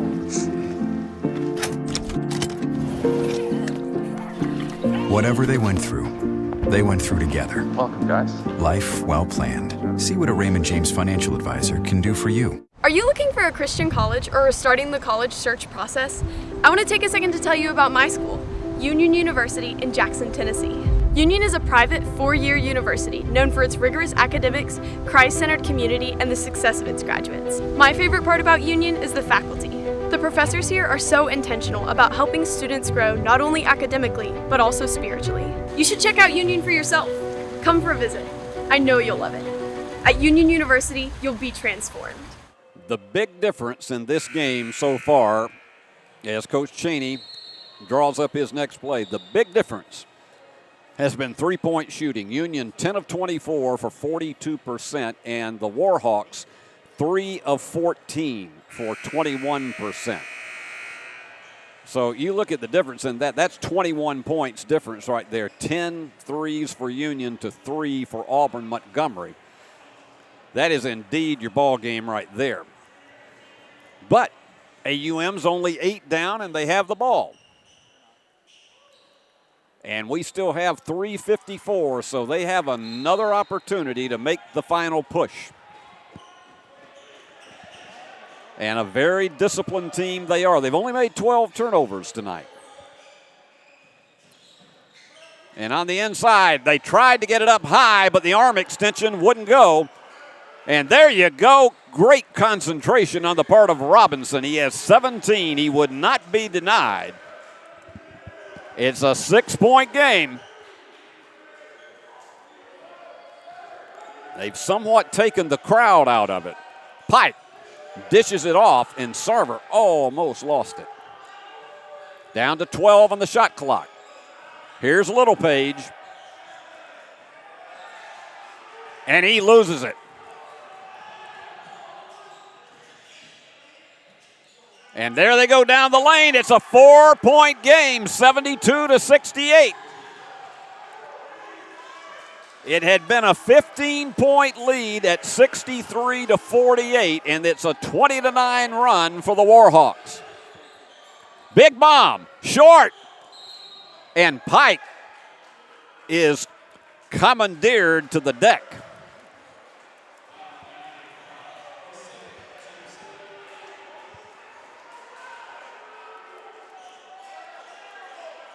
And they got to clean that up. And it is AUM ball. They are now in the bonus. And this is Lanzi from the line. 78% free throw shooter he is. He could close the gap to within 2. And Union has grown quiet in the last 2.5 minutes. Lanzi, perfect. They've only been to the free throw line tonight 8 times, but have connected on 6 of them. And here is the graduate transfer, and misses the second one. It goes high. And Littlepage, boy, is this game physical. We're under 3 minutes. Union with the 3-point lead. And at a point in time that they desperately need a basket just to get some confidence back. And he lost it. DeBuck slid in, and there's no way they'll stop him. Layup is there. We got a 1-point game. And as Dave Niven has said so many times, and he wants timeout, we'll keep it right here with 2:11 to go. Dave Niven has said so many times that this ball club, as young as it is, they need to learn how to finish. They had some that were in January that they did finish well with, but tonight is looking like one of those eerie situations where you lead the game for approximately 90% of the time, and suddenly you wonder if the air is going out of the tire. 2:11 to go, and there's plenty of time to try to extend this back out, but Union just needs a basket. Their largest lead was at 63-48, and that was with 8:51 remaining. This game has had 3 lead changes and 3 ties. Ahmad Johnson has been quiet for the last several minutes. 25 points, 13 for Jeremiah Littlepage, 12 for Jordan Pike. On the other end for Auburn and Montgomery, 19 for Jaleel Robinson, 13 for Gaston, 10 for Sam Youngblood, 11 for Joseph Lanzi. And you just have a feeling this could come down to who has the ball last. Our women's game went to overtime before Union prevailed 86-79. And this possession is huge for the Bulldogs. They've got 25 remaining on the shot clock. Let's see what Dave Niven has drawn up. It will be Lane Sarver to toss it in. And the place getting as eerily quiet as has been the last few minutes of this game. Had a little more spillage over there, but Union with it. Hanging on to this tenuous 1-point lead. And we're under 2 minutes. Littlepage down to 7 on the shot clock. DeBuck hits. He only has 4 points tonight, but that was a big one. Trying to go between the defenders, and the reverse layup is there. Nobody could stop Robinson. 21 points he has. So once again, Union trying to protect this 1-point lead. Make sure your blood pressure has been checked today. For the bomb. Sarver cannot make it drop. And it is AUM's ball. And you saw Jeremiah Littlepage. He's still going at it, but you just feel like he is out of gas at this stage. If you're an AUM fan, you want one here that will pump up the confidence in this team. If you're a Union fan, you're desperately looking for a stop. We are approaching the 1-minute mark.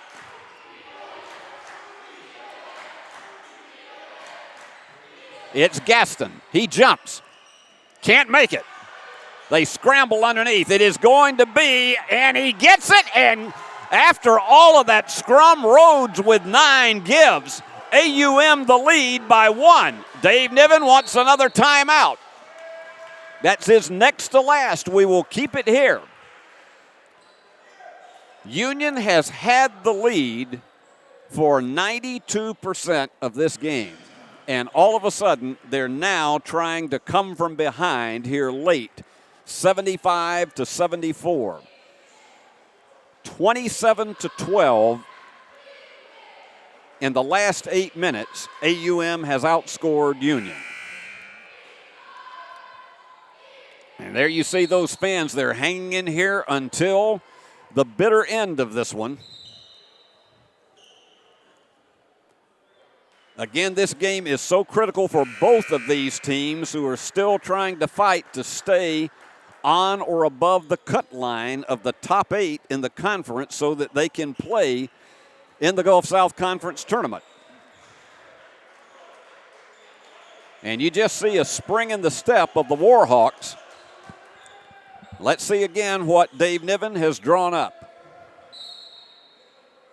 51 seconds left. Here we go. DeBuck being challenged by Youngblood. It's Johnson with the fake and couldn't get it to drop. Little Page, yes, and the foul! That was one of those where he just put it up and hoped it dropped, and it banked in, and he has a chance for a three-point play. That's the third foul on Rhodes. Pike will come out, and coming back in is Devaki Gar on defense. Lane Sarver is back in. Little Page with a huge three-point play.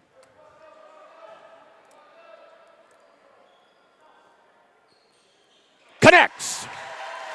2-point lead. They do not have to go for a three. If they go inside and try to hit a two, that's fine, because at least they'll have a chance to send this one to overtime. And it drops, but it's tipped in by Rhodes. All right, Union with a chance for the final possession. Dave Niven, let's see if he takes another timeout. It's DeBuck with 10 seconds remaining, trying to get a lane open from the corner. No, but it is a three-shot foul. Lanzi knew it from the minute that he connected. 4.5 seconds remaining. Lane Sarver with 3 of the biggest free throws of his career.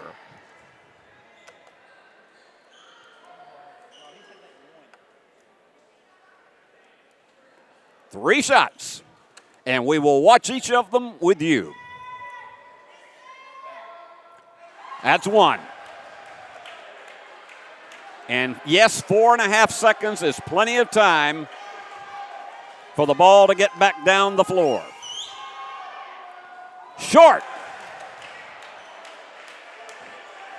He absolutely needs this one to give Union the lead.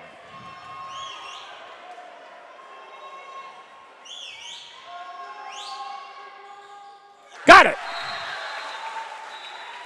Here comes your ball game, everybody.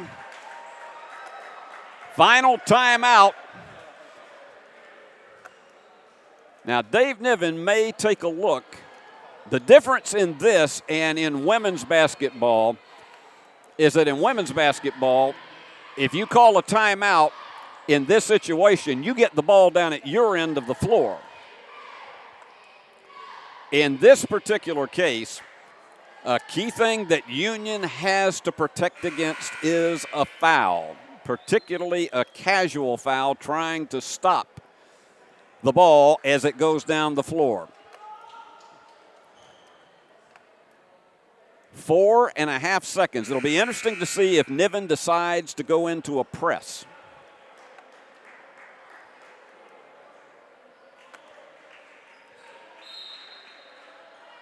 These fans seem a lot calmer than maybe some of you at home do right now. So the Warhawks with a chance to win it. They've got to work fast. They've got to get it in a position where they get a screen. And yes, Union is going to press. They've got everybody stacked at midcourt. And here they go. It's Robinson. It's at Robinson for the win.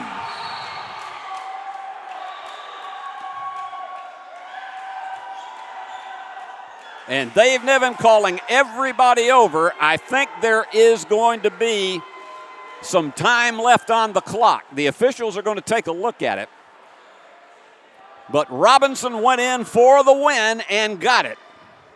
He got behind the defenders, 23 points. And the officials are going to look at the clock to see exactly how much time was left when the basket went in.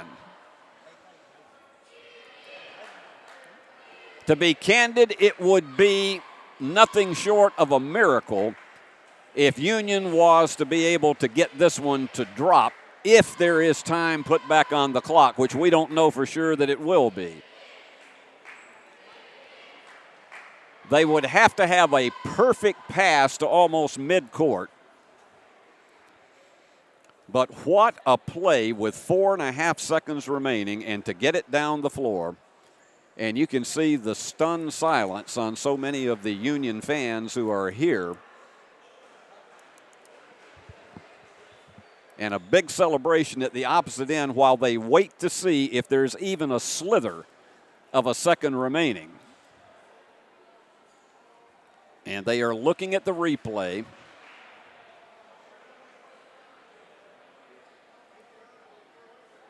So the Bulldogs are coming back on the floor as if they expect. And it appears the officials, and they're still looking at it again, it appears that the officials are lining up for one final opportunity in possession, which would be, it can't be more than about 6 to 8 tenths of a second, I cannot believe. All right, he's telling the timekeeper what it is. Our vantage point is away from the scorer's table. All right, 0.3 of a second. As I say, if they were to get this one in, it would be the miracle of miracles. But Sarver will toss it in.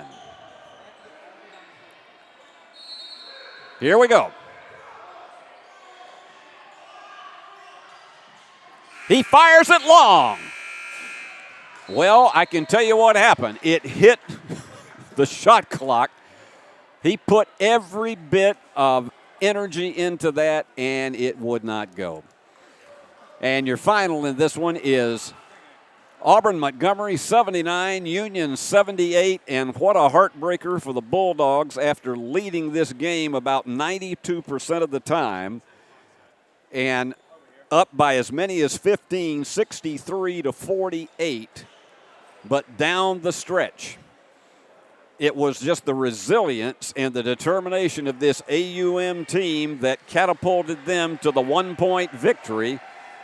They are now on the season 10-14, 7-13 in the conference. Union falls to 11-12, 8-11 in the conference. Let's wrap it up very quickly for you for Auburn-Montgomery. And we have to give him the player of the game honors because he came through with that winning shot and led them. 23 points for Jaleel Robinson, 9 of 12 from the floor, and nothing bigger than that AUM game, that AUM shot there at the end. He was 4 of 4 from the free throw line. Gaston with 13. They had 5 players in double figures. Gaston with 13 and 6 rebounds.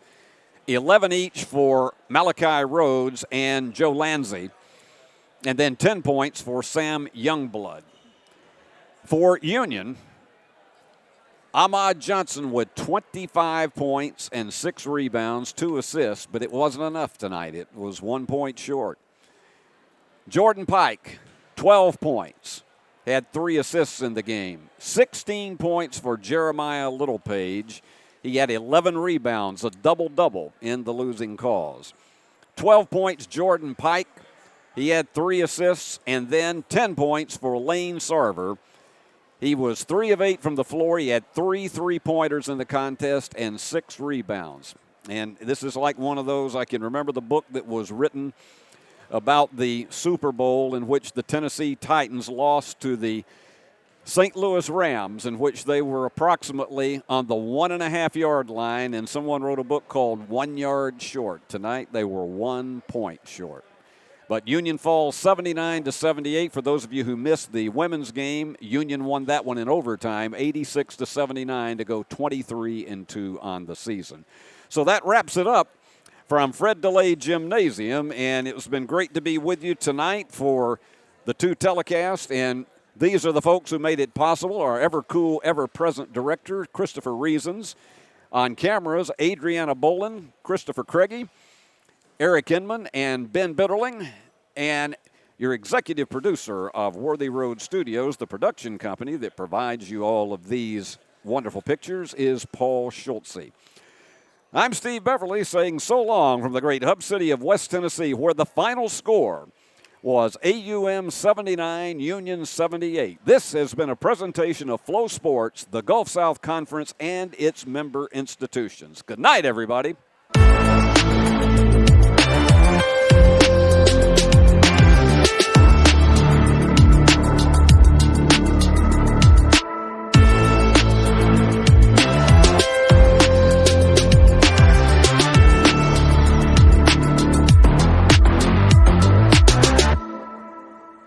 award-winning BallGame Blitz Sports Network from Worthy Road Studios. Over 750,000 views in 2023. We're where you need to advertise. Subscribe to our YouTube channel and join over 4,500 subscribers watching local sports. The Jackson Rockabillys, Union University, Bethel, USJ, TCA, Jackson Christian, Sacred Heart, and Peabody. Multi-camera broadcasts, slow motion instant replay, on-screen scoreboard and graphics, and professional announcers. Thanks to our sponsors who make it all possible. The BallGame Blitz Sports Network from Worthy Road Studios, the premier sports broadcast network in West Tennessee.